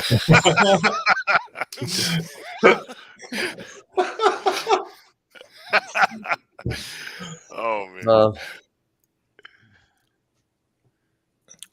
Birthday. May your light never dim. Love you, miss you. Oh. That's pretty cool. A little upbeat, a little more upbeat from Alex, a little more positive, Wolf is killing it, by the way. That's awesome. Yeah, absolutely. I saw that. Oh, I that's saw that great. That. That is such a great photo. Mm-hmm. Yes. Yeah. Loved Alex's quote. Yeah. So much more upbeat than his last tweet last year. Yeah. You know what's funny, Keith? I actually felt kind of the same way. And I mean, obviously time kind of heals all wounds and everything, but I was way more depressed last year on his birthday than this year. I felt a little bit more celebratory, if that makes sense. Yeah. I get it. Yeah. Yeah. I understand that completely. Sammy? No, yeah, that's nice from Sammy. Right on. And then you got Mikey's is great too. Yep. Mike's is. Hold on a second. There you go. Here's Mike's. You're such a huge part of my life. I will always celebrate and wave the VH flag high. Mm-hmm. That's beautiful. Very cool. That's beautiful. Cool. Yeah, and then he had that photo of them together. Yeah. That's great awesome. Shot of them. That's a great shot. Yeah.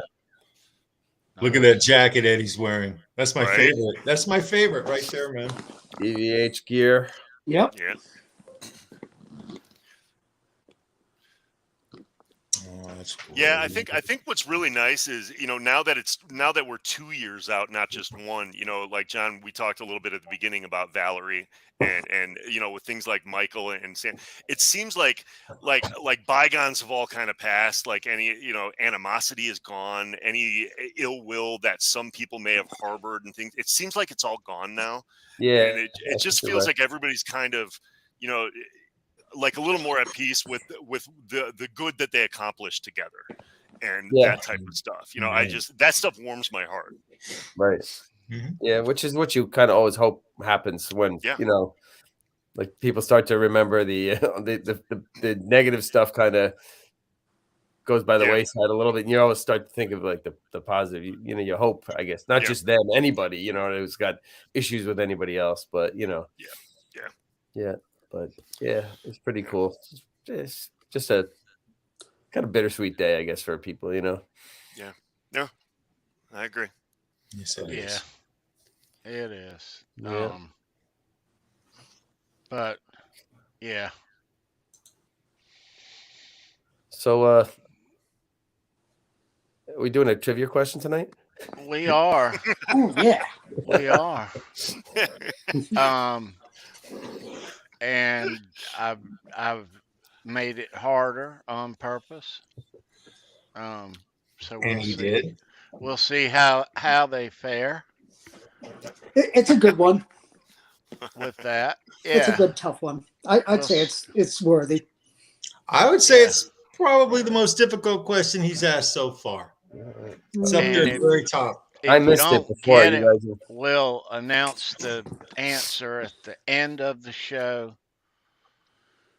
But yeah, we'll run it because it might be hard and we might not get an answer. Yeah. They're a savvy bunch. They'll get it. Yeah. But It's yeah, not my I think they'll get it. John, you want to put a timer on people? How long are you going to give them? I don't know the question, so it's not a good. I wasn't here for that. You guys, okay. I got here late. yeah. So before we run into that, let's do a couple of things. I want to thank our guys here on board. Keith, you were telling me about these new colors that EVH came out with today. Oh yeah. Yeah. As everybody knows, this weekend would have been the NAMM show under normal circumstances, but it's not. So what they're going to be doing in June is doing NAMM there, doing summer NAMM in Nashville. So what they're doing now, though, and what they usually do on the day before NAMM is they have like the preview of what the new releases are going to be for NAMM. So what they've done is, poof, they put out 5 different colors. Are they doing summer NAMM in Nashville or in Anaheim? Nashville.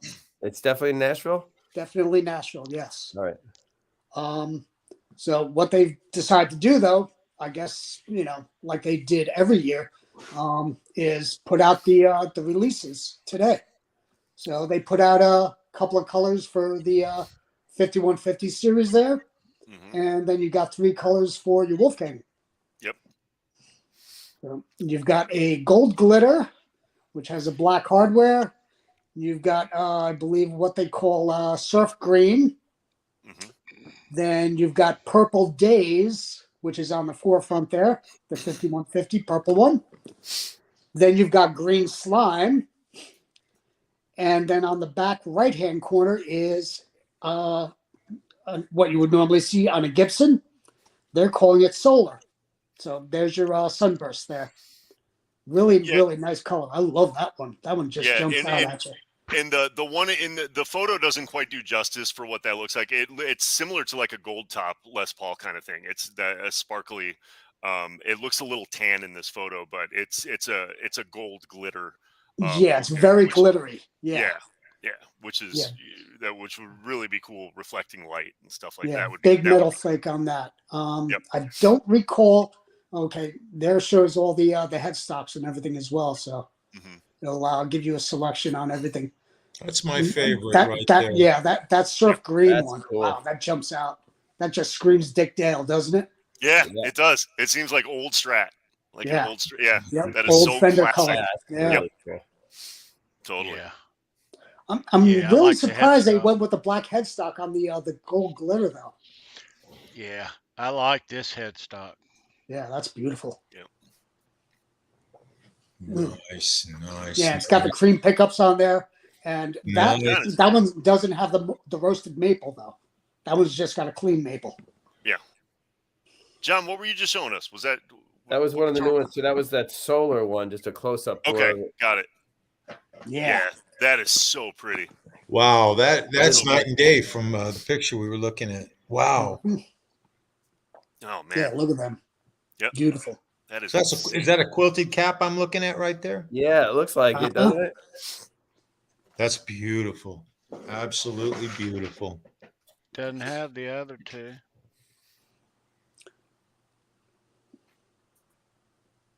Nice. Good stuff. Oh yeah. Yeah, I dig that surf green one. It's so cool. Mm-hmm. Yeah. Oh yeah. I want them all. Yeah, Yeah. I know, The more and more I'm looking at those Wolfgangs, I'm leaning more towards those. And I mean, it's just my own personal preference, but I think those 5150s on the hips, when you look at them, they just cut in a little bit further than you would normally expect on them. I mean, I've grown so accustomed to the body style on the Wolfgangs now. But it's all preference on everybody. Yeah, Keith, I don't know if you've seen, I've talked about this on other shows before where I've talked about, I mean, I have a preference because I'm a tall guy too. I have a preference for a larger body guitar. Right. It fits me better. So like the Wolfgang body style is a little more, it's even more than a Les Paul. It's a little more, it's like almost a 335 kind of thing. And I prefer a bigger, wider guitar on me than, if I was 5'6" or something, I'd be a 5150 would look monstrous on me, but it doesn't. So Right. My personal preference is for like I think the Wolfgang body is really cool. I really think and that's the thing with the Wolfgangs, because I mean I'm not a big guy. I'm 5'3", $139, soaking wet, and the Wolfgang body fits me perfectly. But if I put a Les Paul in front of me, it'd look huge. Yeah, right. Yeah, I mean, I'm perfect with these or even the Music Mans, because they have almost like, I wouldn't say a 7/8 scale size, but the body is significantly smaller than your regular strap body or Les Paul. Yeah, you get to a certain height and it starts to. I'm 5'10", and the Wolfgang is still good for me, but I could see somebody 6 foot or over. They really should make I'm gonna grab some tea. I'll be right back. And see how they would sell it. And say, John, I love this idea. I've heard you say this before, and I think it's great. Kind of like if you go to a store and buy jeans, everybody has a different size jeans. I think it would be really cool. Shop.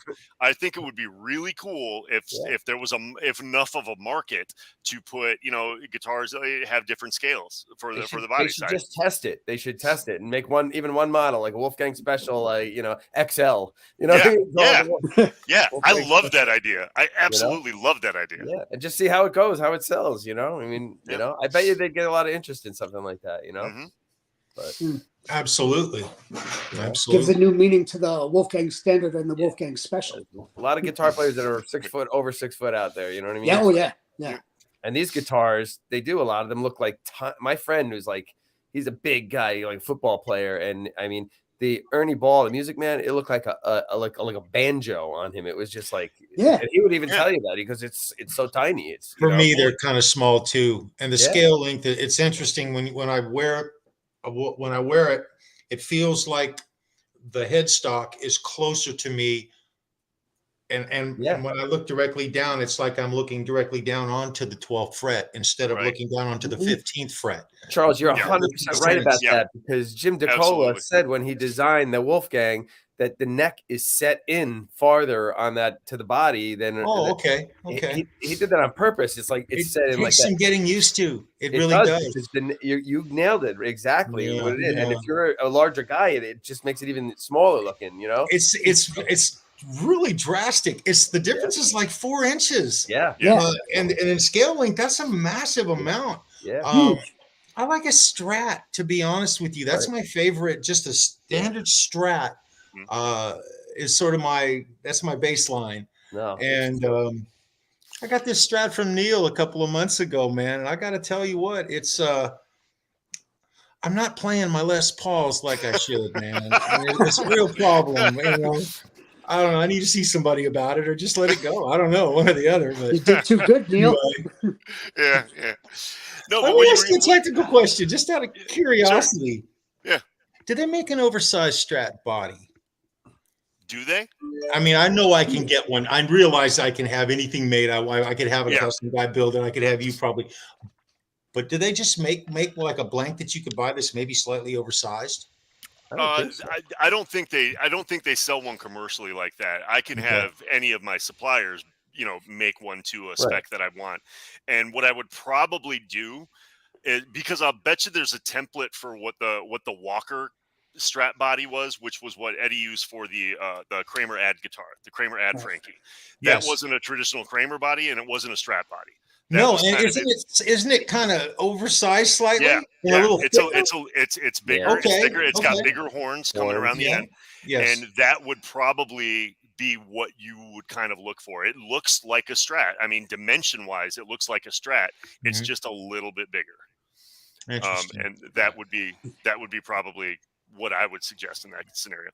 But it's weird how our eyes, the perception of seeing these guitars on different size bodies looks different. For example, during the Mammoth tour, Wolfgang played, he played a Black Stealth 5150 for I think one or two songs during the show, and it looks so much smaller on him than when you see video from Live Without a Net and Eddie's playing the 5150. I mean, it's because they have completely different body types. They look like two different size guitars. One looks like a toy.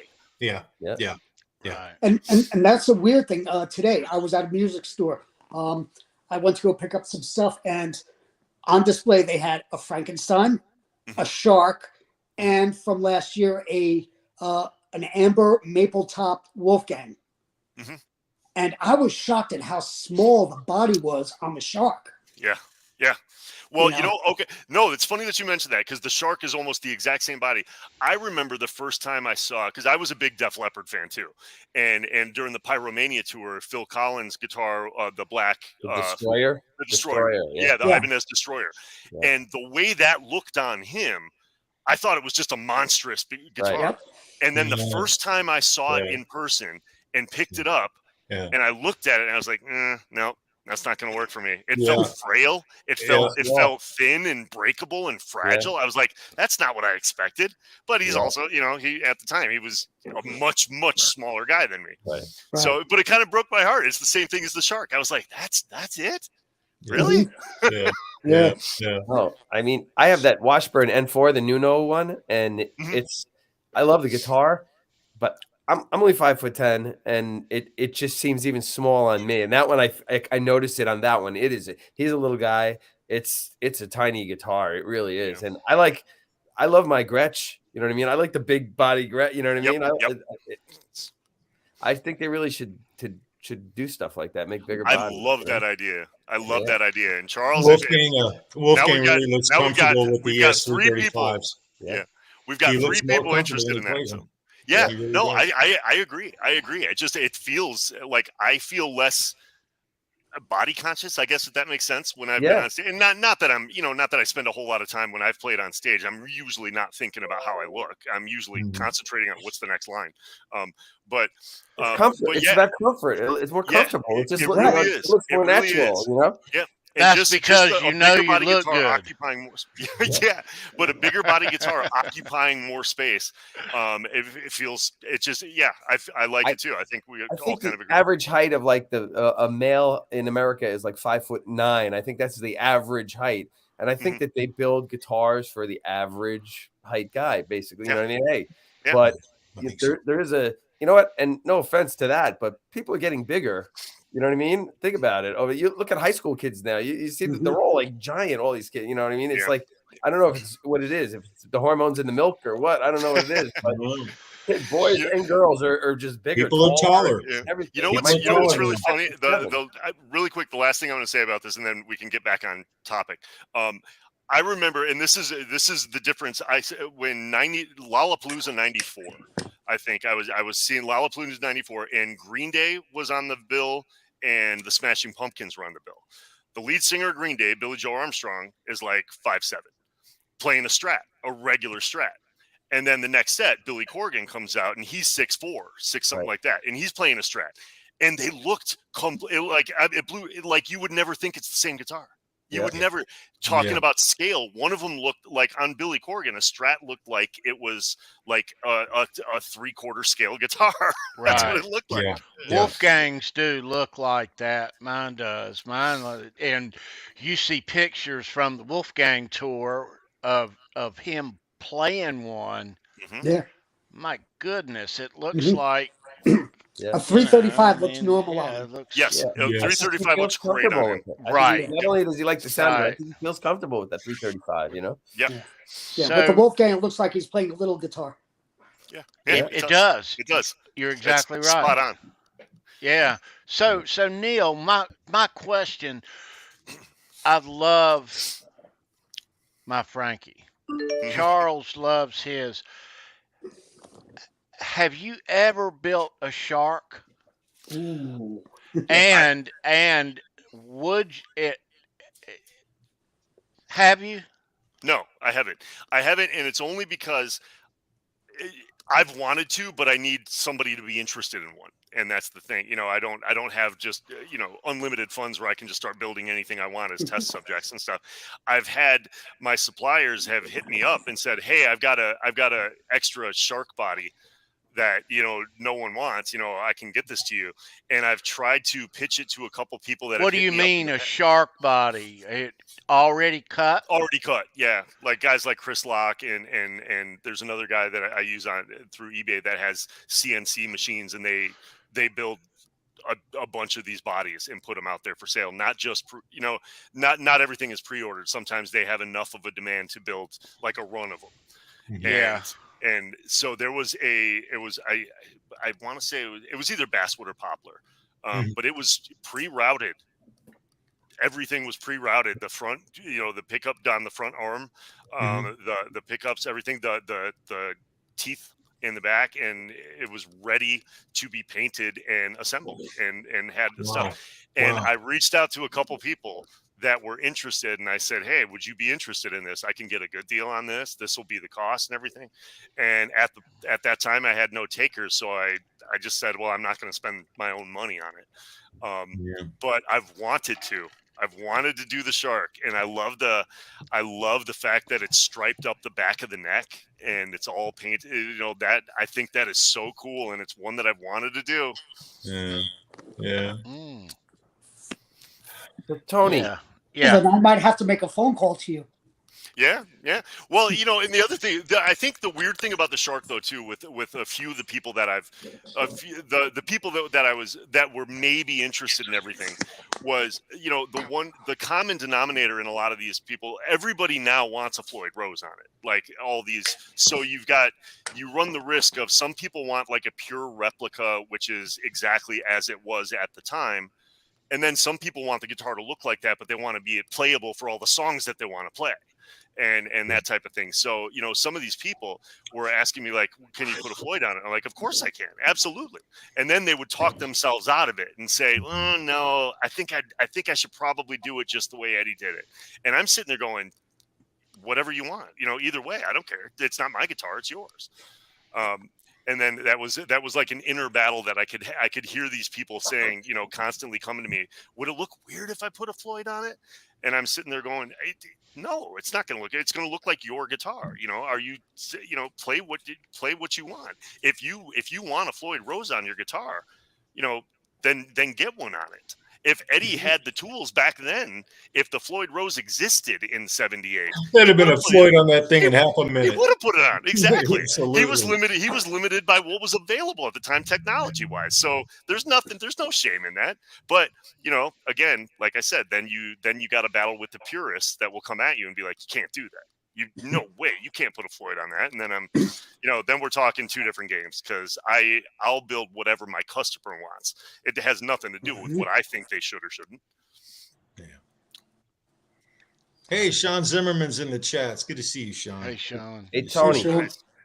Yeah. What's the trivia question? Oh, trivia. I forgot about that. What? You're killing me, man.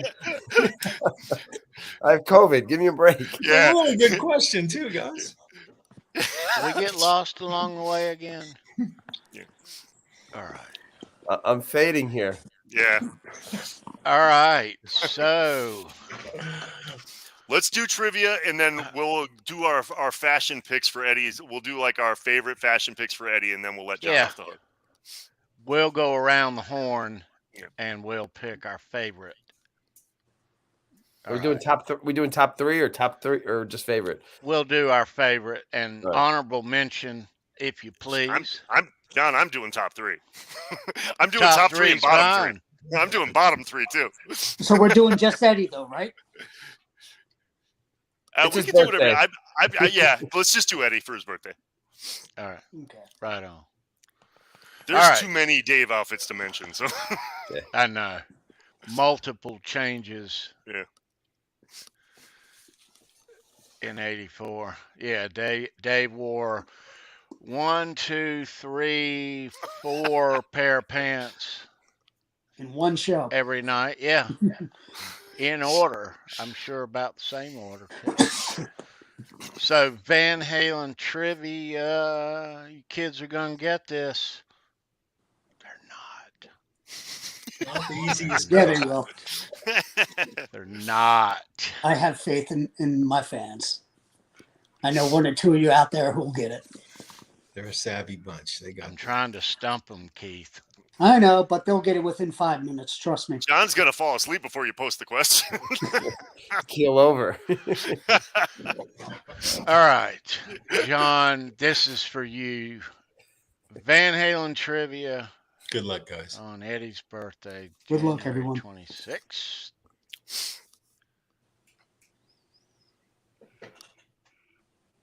It is only the most elite of elite musicians whose unconventional approach becomes convention.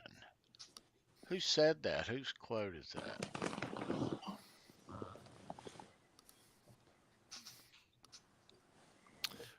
Who's in the chat that knows this one? I bet you it'll come up within 5 minutes. Keep an All eye right. on it. Less than My 5 bro- minutes. Guys, My brother just know the jumped in answer. and said Adele. That's his choice. Yeah. Oh, dude. Okay, Ryan, it's official. I want to party with me on Yeah. you, bro. Yeah. All right. Yeah. Ryan, you're close. Oh God. Yep. There you go. Do I need There's always to got to show be a it joker. again? So let's show it again. All right. Who said that? Van Halen trivia. Van Halen trivia? Can't keep giving you all these hints. What do they win tonight? Is anybody getting anything? Yes, they are.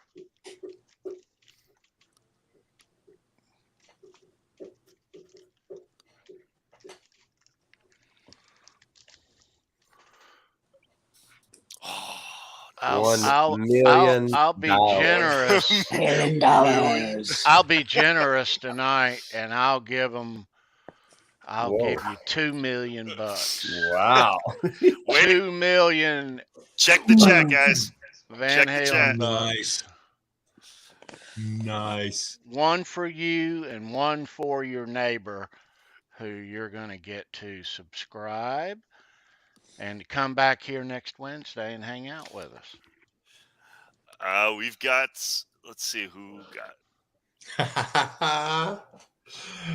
I love Dr. Evil. So my brother's follow-up to his Adele guess was a little bit of Van Halen mixed with Young Frankenstein.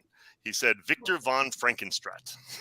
Hang on, I'm just getting back into the chat here, and I think somebody's we got have it. a Somebody's winner. got it. So you got to scroll up and make sure you get it because a couple people have said it. Told you. All right, so the first answer that I see is There you go, Holly. the lovely Holly Lewis. Holly, Ryan, you were so close, Ryan. Very cool, Holly. Very cool. Good job. Steve Vai. That's Hold exactly tight, right. Holly. I was Yep. moving some stuff around, and I'm gonna. Dan of New Nice. Jersey, you just missed it. She just got in ahead of you. Yeah, Oh, we were dude. just behind it. So I'm still making them too easy. I told you. That was quick. That was I quick. told you they get it quick. You're right, Keith. All right, That was I'm pretty gonna. Come on, I have faith in everybody here. I know they know this stuff. All right. All right. I'm going to rename this, okay? Right here and right now, no pun. I'm going to rename this to Van Halen Ungettable Trivia. Uh-oh. Uh-oh. And we'll announce the answer at the end of each show. Excellent. How's that? All right. Excellent. Congratulations, Holly. You rock. Yeah, I've got to well make Good job, Holly. I've got to make them harder. Yeah, you do. I'm putting the hammer down right now. Oh, it's coming Yeah. down. Oh, but so let me go here. We were just looking at this, Holly. Yeah. Yes. Earlier. And anybody that wants one of these bad boys, the link is down in the description. You can get yourself one. Holly Lewis. Yeah. If any, for those of you that don't know, and I hope you all know who she is and what this is, because we've hyped her up enough. But if anybody doesn't, it's an original poem that she wrote and she put over the photo and had this poster made up, and it goes to, part of the proceeds go to Eddie's charity, the Mr. Holland's Opus thing. So it's Super cool. Like, honestly, Holly, that is such an amazing, like, I think it's beautiful what you're doing, and I hope you're selling a ton of them. Absolutely. Also, on top of that, I want to add, she's also doing mugs as well. She has done a whole bunch of artwork, and she's placed them on coffee mugs. Beautiful work, and she posted some of it today. So if you get a chance, look at it. We'll be unboxing some on the next Halenville Live next week. Yeah, absolutely. Yeah, that'll be great. And Holly, I'm going to throw this out there. We've mentioned it before. T-shirts. Yes. That on a T-shirt. Yes. Yep. I'm telling you. Yes. Yes. Mm-hmm. Yeah. Holly. Yes. So let me show that again. There it is. Very Links cool. are down below. It's so cool. Get and her one. words, her original words are beautiful too. It's really good. She's a poet. It's well written. It's very cool. You'll want to read it over and over. Very, very well. Yeah. Yeah. Absolutely. Every time I walk past it, I read something different out of it. And I get something. It's just like totally makes my head explode. And it brings tears to my eyes. Yep. I never make it through it. I know. It's so hard to get through it without crying. Yeah. It's really touching. So, Holly, I hope that it's doing well. It's doing all of us well. I'll say that. Mm-hmm. Yeah. So thank you for your support. John, you still with us? I'm here, buddy. So he's fading. He's fading. I'm just reading what I have to do next with on this thing. We are going to let you off. John, I hope that this goes quickly and lightly for you, my brother. Hope that I go quickly. No. Wait, no, hold it. We can't let John. We can't let John off the hook without giving us his favorite Halen outfit, man. Come on, man. I know you've been waiting all night. All right, to say my favorite outfit is.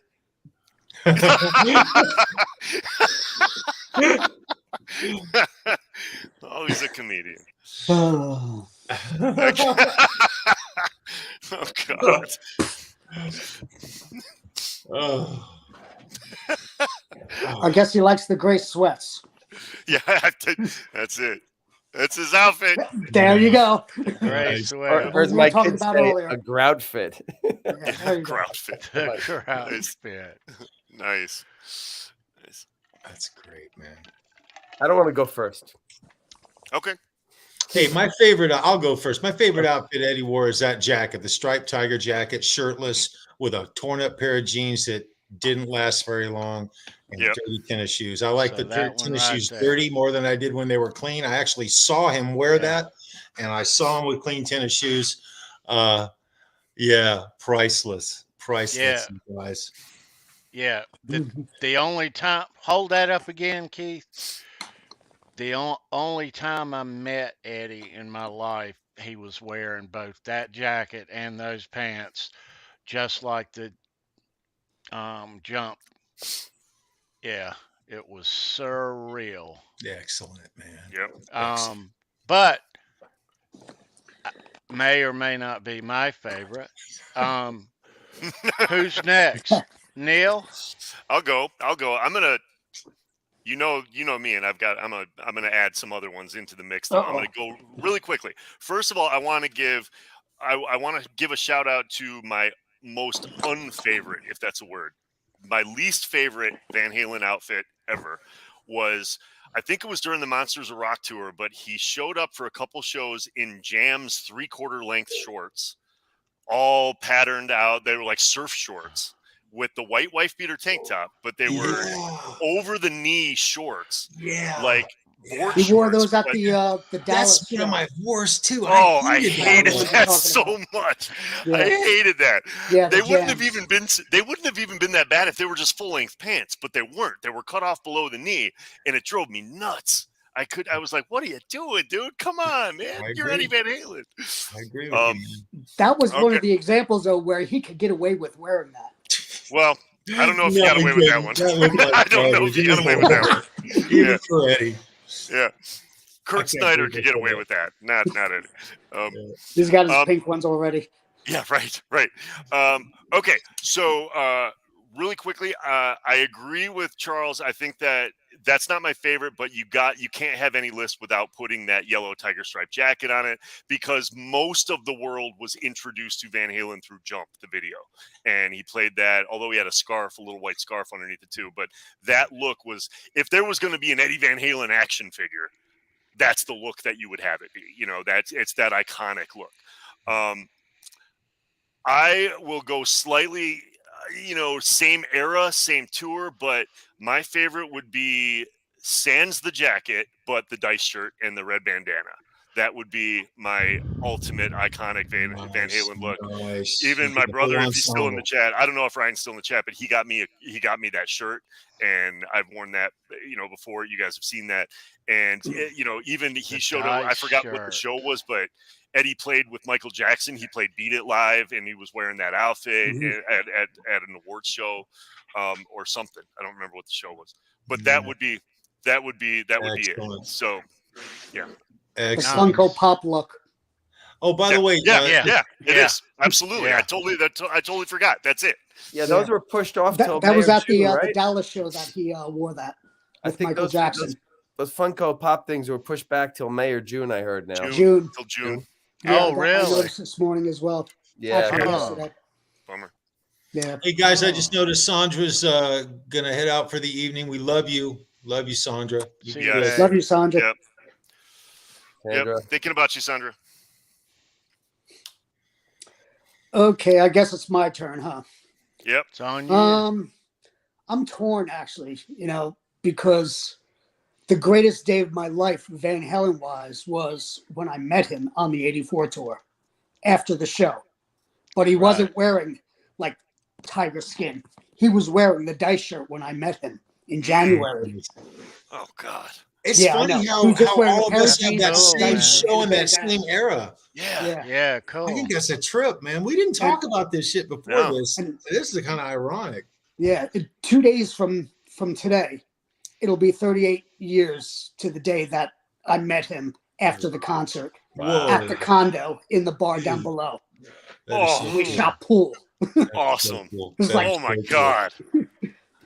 Yeah. Wow. And he just walks in, pair of jeans. He's got the Dice shirt on, red bandana. And then, Oh, Nice. the wives and Al and Mikey come walking in. I'm like, holy crap. Waiting for Dave to come in. Like, he ain't coming, don't worry. But that's I would so probably cool. say my favorite outfit is that one Okay. right there. Okay. The 81 suit, He's got the white pants on and the red striped shirt, and then he's got the red striped socks. Mm-hmm, mm-hmm. Because 3 songs in, the girls are going to be happy because that shirt came off. So everybody loves the shirtless Eddie. Yeah. But he Right. just looked more comfortable, just like in a pair of pants, and with a guitar around him. Sure. That was him comfortable, period. Sure. Yeah. That was him in his element. Even in the studio. There you go. Ronald McDonald socks. Yeah. What do you look like? They were iconic, though. They're a part of it. Yeah. But Is he fading?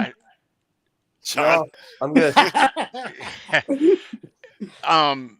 But speaking of those pants, though, I really thought it was cool when they reunited in '07 that Eddie walked out on stage with those same pants on, no socks, EVH striped shoes, no shirt, right off the bat. Yeah. That's cool. Yeah.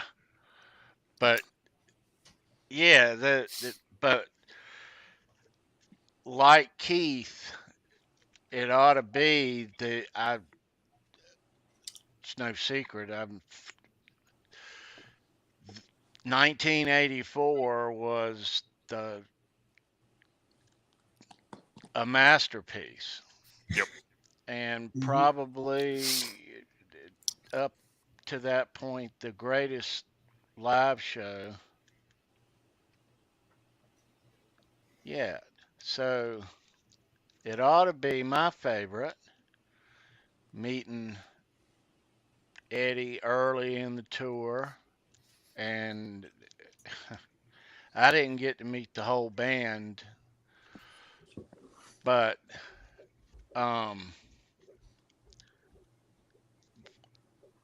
it was quick.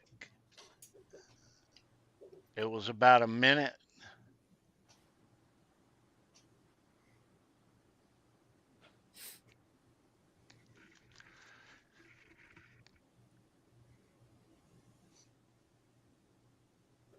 I'm getting a knock at my back door, dude. Hang on a second. I'll be right back. Got a pistol? Yeah. Pardon me. Aren't you in the middle of a blizzard? He said, Right. I feel somebody. Should we be nervous for him? I don't know. No. Nah. No, not at all. Well, while we're waiting, then I'm gonna throw a couple of other ones on there. I do have to give a shout out, although it wouldn't be top on my list. I already told you my favorite. I do have to give some credence to the 5150 tour in '86, and Right. I think that was and probably I wouldn't have gone with the pink ones, but I did like it when he had the black baggy pants or the white on white wife beater white pants.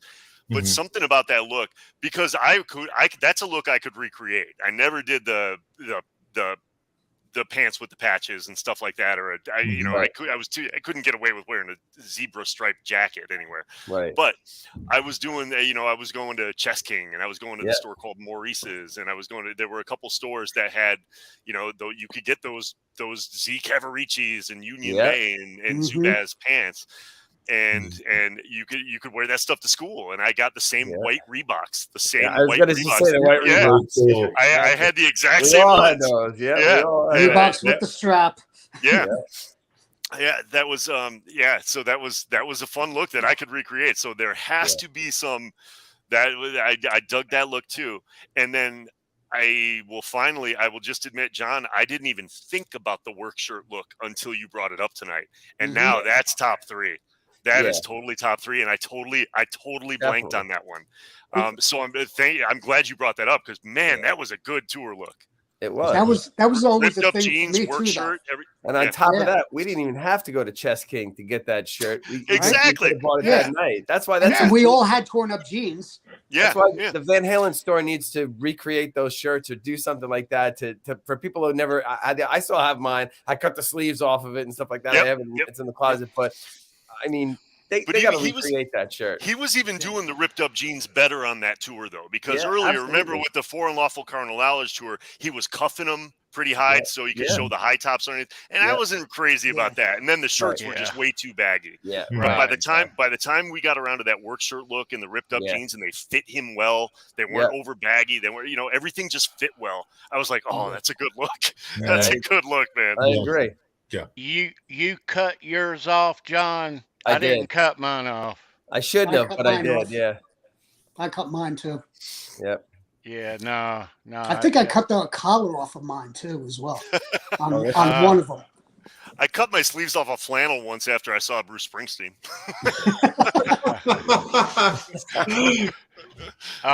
Yeah. I had a neighbor at my door. Yeah. It's not. Sorry. So. Do you want to say the safe word? Is everything okay? But so where were we? So we were talking about.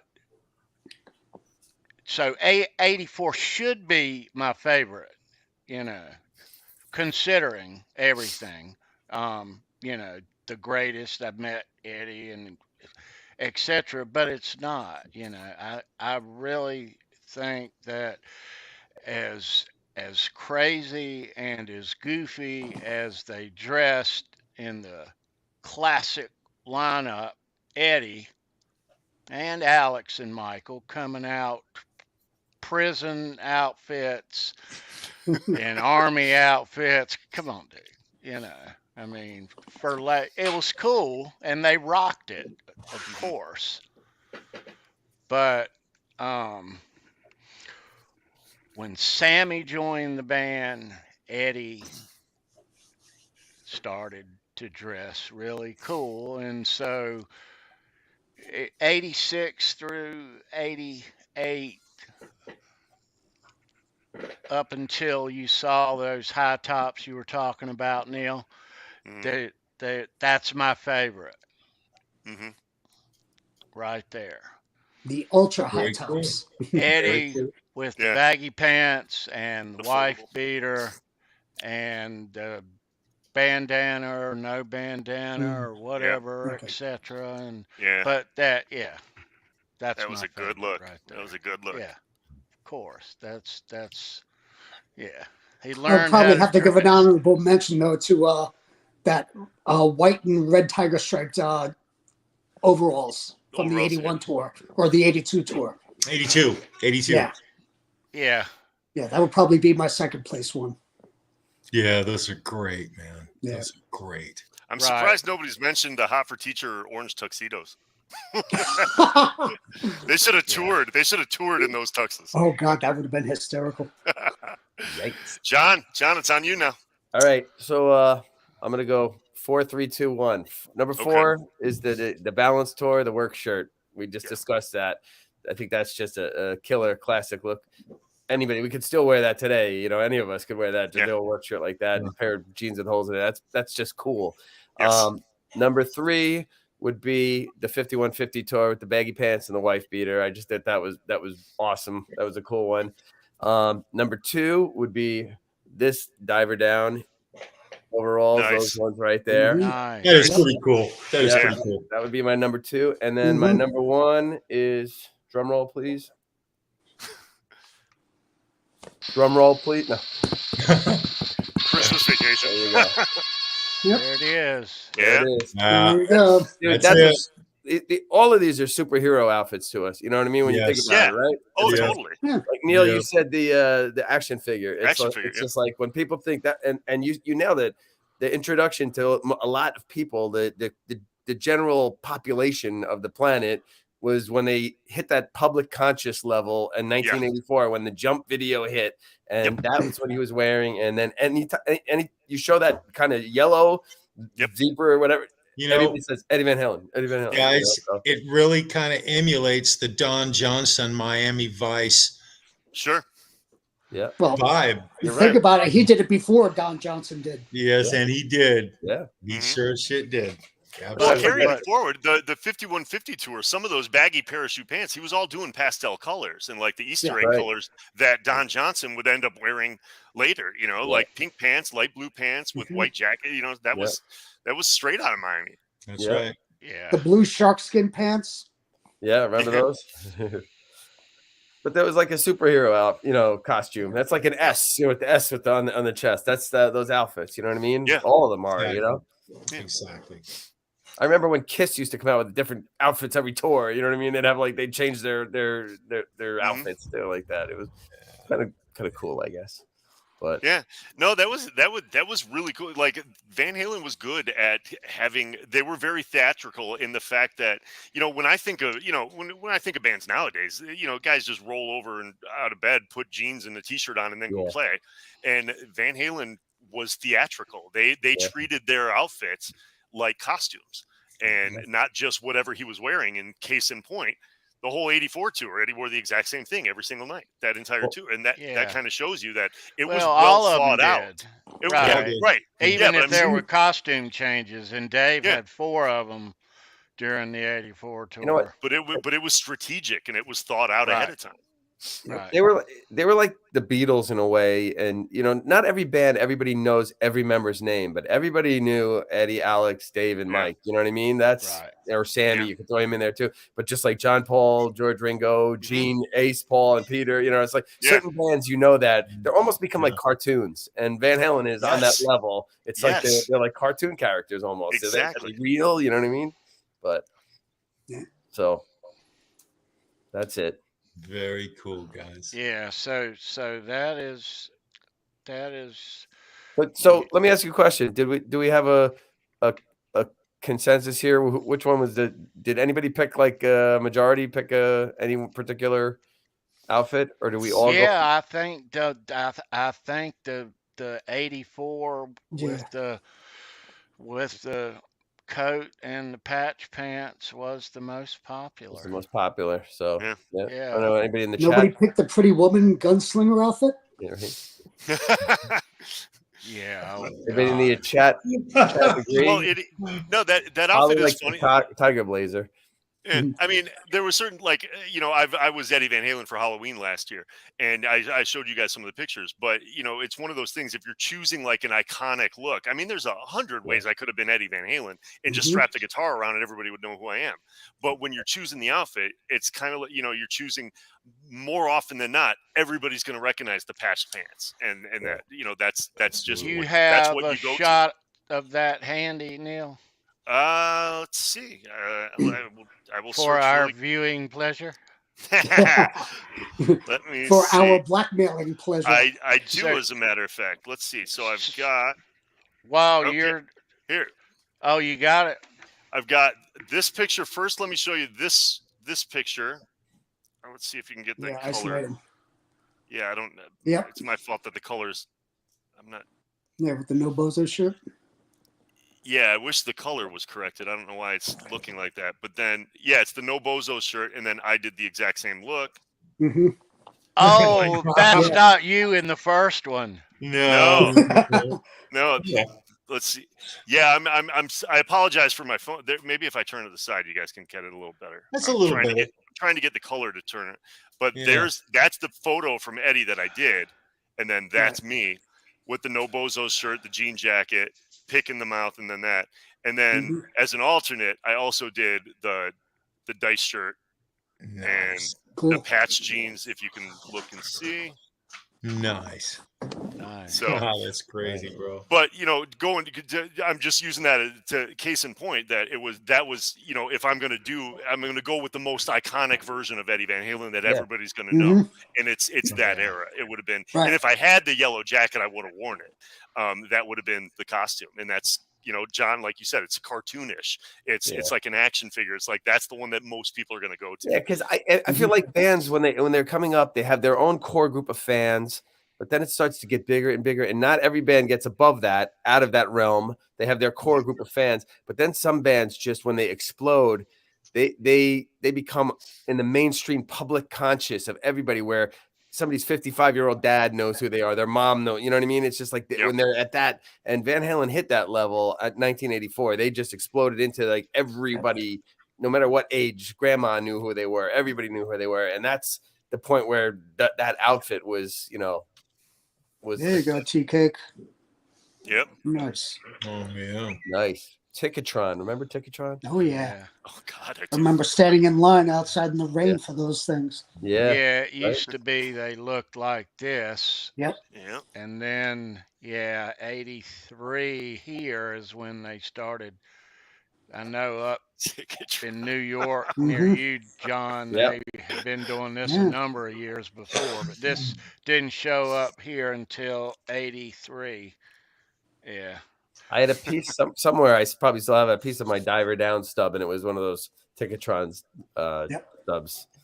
Diver Down is my honorable mention. Which Diver Down one? The one you saw? Yeah. Yeah, the candy cane. Yeah. Yeah. Yeah, that is a sharp picture, man. Yeah. That is so sharp. Now that one, John, he wore later in the tour. And Where was this poster? Cincinnati or something? I don't know. I thought I remember reading somewhere it was Cincinnati. It's a popular poster. Yep, I had that on my wall. Yeah, I think everybody had that. Everybody had that. I wish I still had that. Right? Yeah. But this was in the first week. I said it at the beginning of the show too, and I don't know why. Maybe it's because I had them as a kid. But when he came out with the David Lee Roth first time they got back together, and he had the Oshkosh Bagosh white painters overalls, no stripes, no nothing. They were just and no shirt, smoking a cigarette on MTV on stage. I something about that brought me back to the overalls. I was like, oh my God. And they were straight up like Oshkosh or Dickies or something. That's all they were. Probably what he wore. Painters overalls. What he wore at home. Exactly. Yeah. The guy painting his house probably had those. Nobody rocked a set of overalls like Eddie Van Halen, guys. Exactly. 100%. I do wonder whatever became of those, though. I mean, I'd love to. You never, you'd think that would be worth a ton of money, like that tiger, the yellow jacket, or those pants with the patches. Well, but also, right? If you remember, Dave wore the yellow and black striped overalls first. You look at the the roller skating stuff. Yeah. He's wearing it. Yeah. Yeah. John, I wonder if the Hard Rock Casino in Vegas has, because they do like full mock-ups with collectibles, but of actual outfits. I wonder if the Hard Rock has a website or something with their collections of everything on there. Because I wonder they do have one of his outfits though. They have Eddie's Us Festival outfit. They do. Really? Yes. See? I've seen the pictures of it, and that set of overalls also has the jacket too, a matching jacket. That's where you've seen it. Okay. I remember. That's cool. I remember the jacket was ugly as sin, but I guess that's why Ed didn't wear it. Now, those overalls at the US Festival, he wore the ones that we just showed in 82, and in South America, he wore the ones John showed in South America. But the US Festival ones, he only wore at the US Festival. Those were just the one time. Red, black, and the entire scheme matched Frankenstein. Yeah, right. It did. Red, black, and white. Yeah, unlike the white and red of the others. But they only showed up once, and you only saw them once. Yeah. I remember. Hey, I remember Boner Jams is in the chat, you guys. Good to see you, Boner. Boner, what's up? I remember reading in the You newspaper. guys on tonight, Boner? Or are you done? I'm sure he just finished up because he was Yeah. on the same time as us. Yeah. Good to see you, dude. It is good to see you, my man. I remember reading in the New York Post like a few years ago that like Alex Van Halen, some rich guy in California bought the 1984 drum kit that they used on the tour, and he lent it to his buddy or something like that because I guess he had a lot of money, and then the buddy must have went and sold it to the Hard Rock Cafe or something like that. And the guy wanted his drum kit back. And so he went through all kinds of legal stuff. It's all for real. Apparently they found it was in some Hard Rock Cafe in like Southeast Asia or some crazy. Oh God. I'm not even kidding you. I'm going to try to find this story and we'll talk about it like next week. But yeah, so I saw like pictures of it. I guess it had a little bit, damaged. I don't know, from being got wet or something like that. But the guy I think he actually got it back. But it was hanging in a Hard Rock Cafe, and there like the kick drums and the how they had those I saw where the 80 kit, the white kit, was on display somewhere a while back. I didn't realize all that. Yeah, the 1984 kit, but there was a big deal over it because the guy wanted it back, and they had it in their collection. So the Hard Rock Cafe's they must have tons of Van Halen stuff in their collection, you would think. Yeah, they must. But I wonder, just because something like that, those outfits would go for a lot of money now, especially since Eddie's passed away. That's that's like the 80s. That's like iconic, that's like Madonna, those crazy outfits she wore, and Yep. Well, correct me if I'm wrong. You guys, Keith, you might even know this more than I do, but when artists give things don't they usually loan them to the Hard Rock? They're usually on lease. Yeah, they're like on consignment or something. But I think they get them for a certain amount of time, and then so I don't even think. I mean, Eddie's estate still probably owns all that stuff, even if they're on display. I don't know about that because I know that the Hard Rock bought some guitars that were allegedly Eddie's, but Eddie told he was friends with Peter Morton, the guy from Hard Rock. I know Eddie was good buddies with him, and he told him, he's like, dude, that shit's not even real, man. Don't, you spent a lot of money. It's not mine, Right, like the first guitar that we donated in New York. Right. I mean, that was just one that they threw together for them. Yeah. Which one? Oh, at the Hard Rock Cafe? Yeah, the one in 85. Yeah, but that had the neck from the 1984 Kramer on it. But the body was, it was like it was just one of the other bodies. Right, they put it together. But that neck was on the 1984 tour. That was on the 1984 guitar. You know what I mean? Yep. So, yeah, that's how he got away with saying it was like his second favorite or something. Yep. Like he said that publicly, and everybody's like, "You never played it," and he's like, "I played the neck." Right. So he just didn't the lie. neck. Yeah. So he didn't lie. Nice. Exactly. Nice. Nice. Hmm. I'm gonna find that article that was in about his drum set. And that's the funny thing about that drum set. That was mostly octagon, or it had octagons covering the front. Yep. And it had the kicks with the speakers. And it had the Simmons and then pads in the shells. All behind it was all electronic Simmons drums. Yep. Sitting in the shells of the real drums. Some of them mounted right above them, kind of. Yeah. Mm-hmm. Yeah, because I know they had the octagons in the front with all the rhinestones on the front, covering everything. Oh, Tony, you missed out on this, man. Alex Van Halen's stage-played 1980 drum kit can be yours for $275,000. You could have had that, Tony. Damn, Tea-Cake. Oh, you missed your window. You had your chance and you blew it. It was on reverb.com. According to this. Oh, is that on ridiculous reverb listings? Yeah, I guess so, right? I don't know. I think the listing had a picture of it on display in like a storefront window by a sidewalk. Yep. Yeah. We could do a segment on a show about this. Your favorite Alex drum kit. I mean, this has got to be up there. This is one of the great ones. It's one of the great ones. That's insane. Yeah. Personally, I liked the For Unlawful Carnal Knowledge, that one, and I liked the 2015 tour with the chrome there on that one. I like the chrome kits that he had, and the 2015 tour that was beautiful with the copper and the chrome. together. Mhm. That was a beautiful kit. That would be my favorite, I think. And then I like the From Off of Chronology, but I love the 1984 one also. Plus the 15 kit had the Van Halen logos right on the side of the shells. Right. All, Well, if all we're in talking copper. Alex, how about my favorite Alex look was with the neck brace and the Fu Manchu? There we go. You can't beat that, right?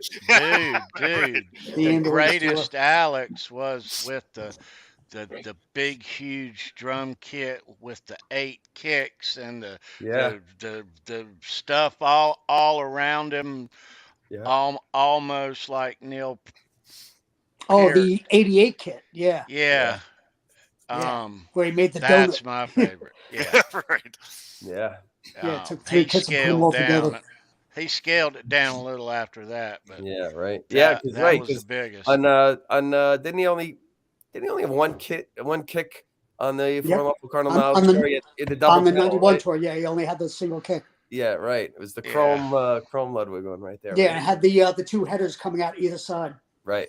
I don't know that he used all 8 when they did the other OU81 tour dates.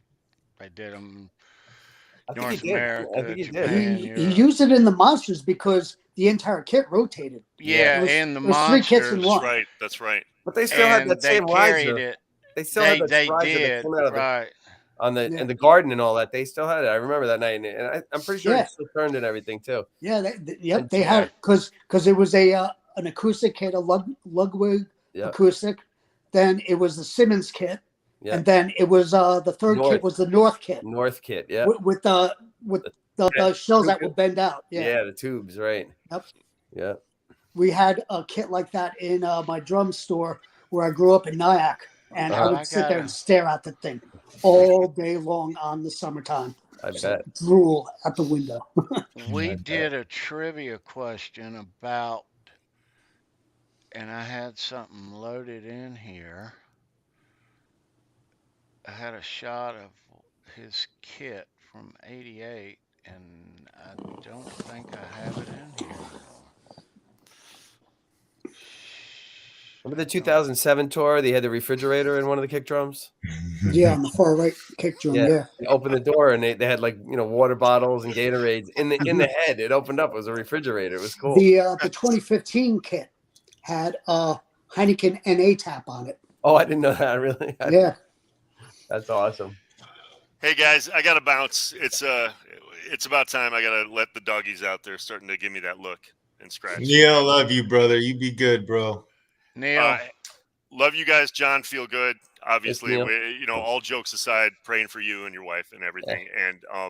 And happy birthday, Eddie. And I'm thankful for the music. I'm thankful that you guys are in my life, and I'm thankful that we get to talk about this for 2-3 hours at a night. So happy birthday, Eddie. Thank you, everybody in the chat. Love everybody, and we'll talk soon. See you next week. We'll talk soon, Neil. Yeah. See you later. Good night, everybody. Be good. See you, Neil. Be good, brother. All right. All right. So, kids, before we wrap things up, and I know it is getting late, John, dude, you are a trooper. Let's get to this, and then we'll shove off. Anybody want custom guitar picks, legend picks? Links are in the description. And this guy's made them for everybody. You can see some examples right there. And anybody want a custom guitar build? Neil, who just left us, his links are in the description. He's building me something as we speak. And for those of you that dig cigar box guitars, our friend Brendan B. Squared handcrafts these beauties. His links are in the description. Yep. Love Get you one of these. Check those out. Love that one with the kill switch. Look at the headstocks, though, man. Mm-hmm. Nice. I do like that Wolfgang headstock. And for those of us with ink on the body, ink the original essential tattoo care, high grade formulas with organic ingredients to hydrate and protect. They are environment and reef safe. Let's fight the fade. Take care of your tattoos. This is a fine line of stuff. I use it. If you have tattoos, I think you should also.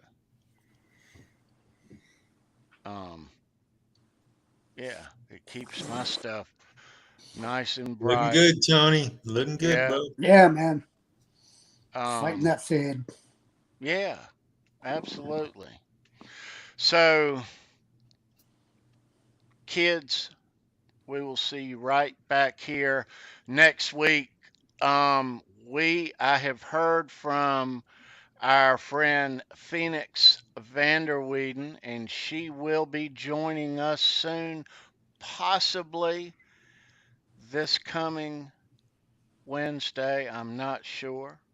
We're going to get the ball rolling. She had a widespread power outage in Brazil where she is, and things are back to normal now, she has told me. So we are going to get her back on really soon. And as we spoke about at the beginning of the show, our friend Steve Rosen, his book, Tone Chaser, Excellent. Absolutely killer. Mm-hmm. Can't come Very wait for and cool. that. get you one now. I'll be posting the link to this in the description of the show, so you can come back and pick it up on replay. I'll get it in there promptly, I assure you. But yeah, so there is no publisher. Steve is doing this on his own dime. We all know his work. This is his life's work. This Yes, it book is. That right is a very here. true statement, Tony. It is his life's work right here.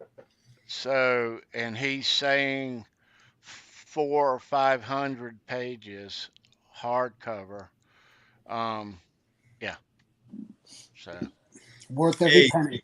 Nelson Rodriguez is in the chat. It's good to see you, Nelson. You rock, hey, brother. Nelson. Yeah. All right, kids. So we ranked them. 1984 era one. Um,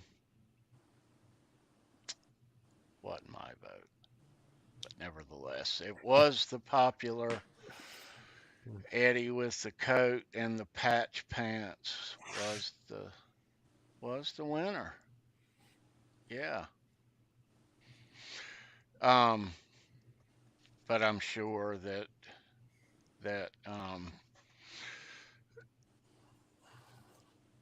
we all agree to disagree.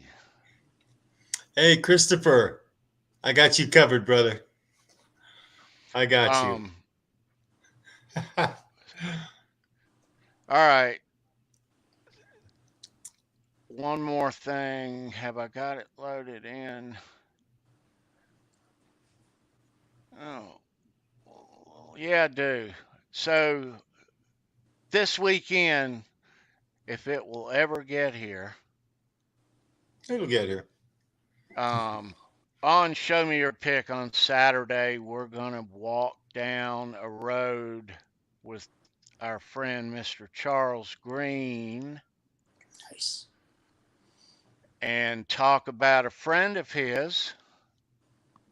And King. We are. we're going to look at a bunch of memorabilia, a lot of guitar picks, and we're going to talk about this guy right You got a there. story or two about him, huh? Yeah, we'll take a step back and revisit 1980, 81, 82, 83, 84. Up to when Out of the Cellar came out, and then a couple of years beyond that. Nice. Yeah, yeah. Yep. So Good. Saturday night, 9 o'clock, right here. Robin Crosby. Right. Mm-hmm. It's gonna be a good show, you guys. Yeah. The one to appreciate it as a rhythm guitarist. Oh yeah. Very Yeah. underappreciated. Yeah. Yeah, it's And gonna be a left good show. us way too soon. Yeah, that's a damn fact. Way too soon. Damn sure. But that's Saturday here. We'll be right back here next week talking Van Halen with you. And thank you for being here. Love you guys. Be well. Am I missing anything, John? I feel like I'm missing something. No, I think you got it covered. Just got to throw it to Chuck to sign us off. All right, Chuck. Any last words there, Hey guys, fella? you just don't forget. It doesn't matter if you head north, south, east, or west. Here in Halenville, every road leads straight to Van Halen. Happy birthday, Eddie. We love you, my man. Be well, you guys, and rock on. All roads.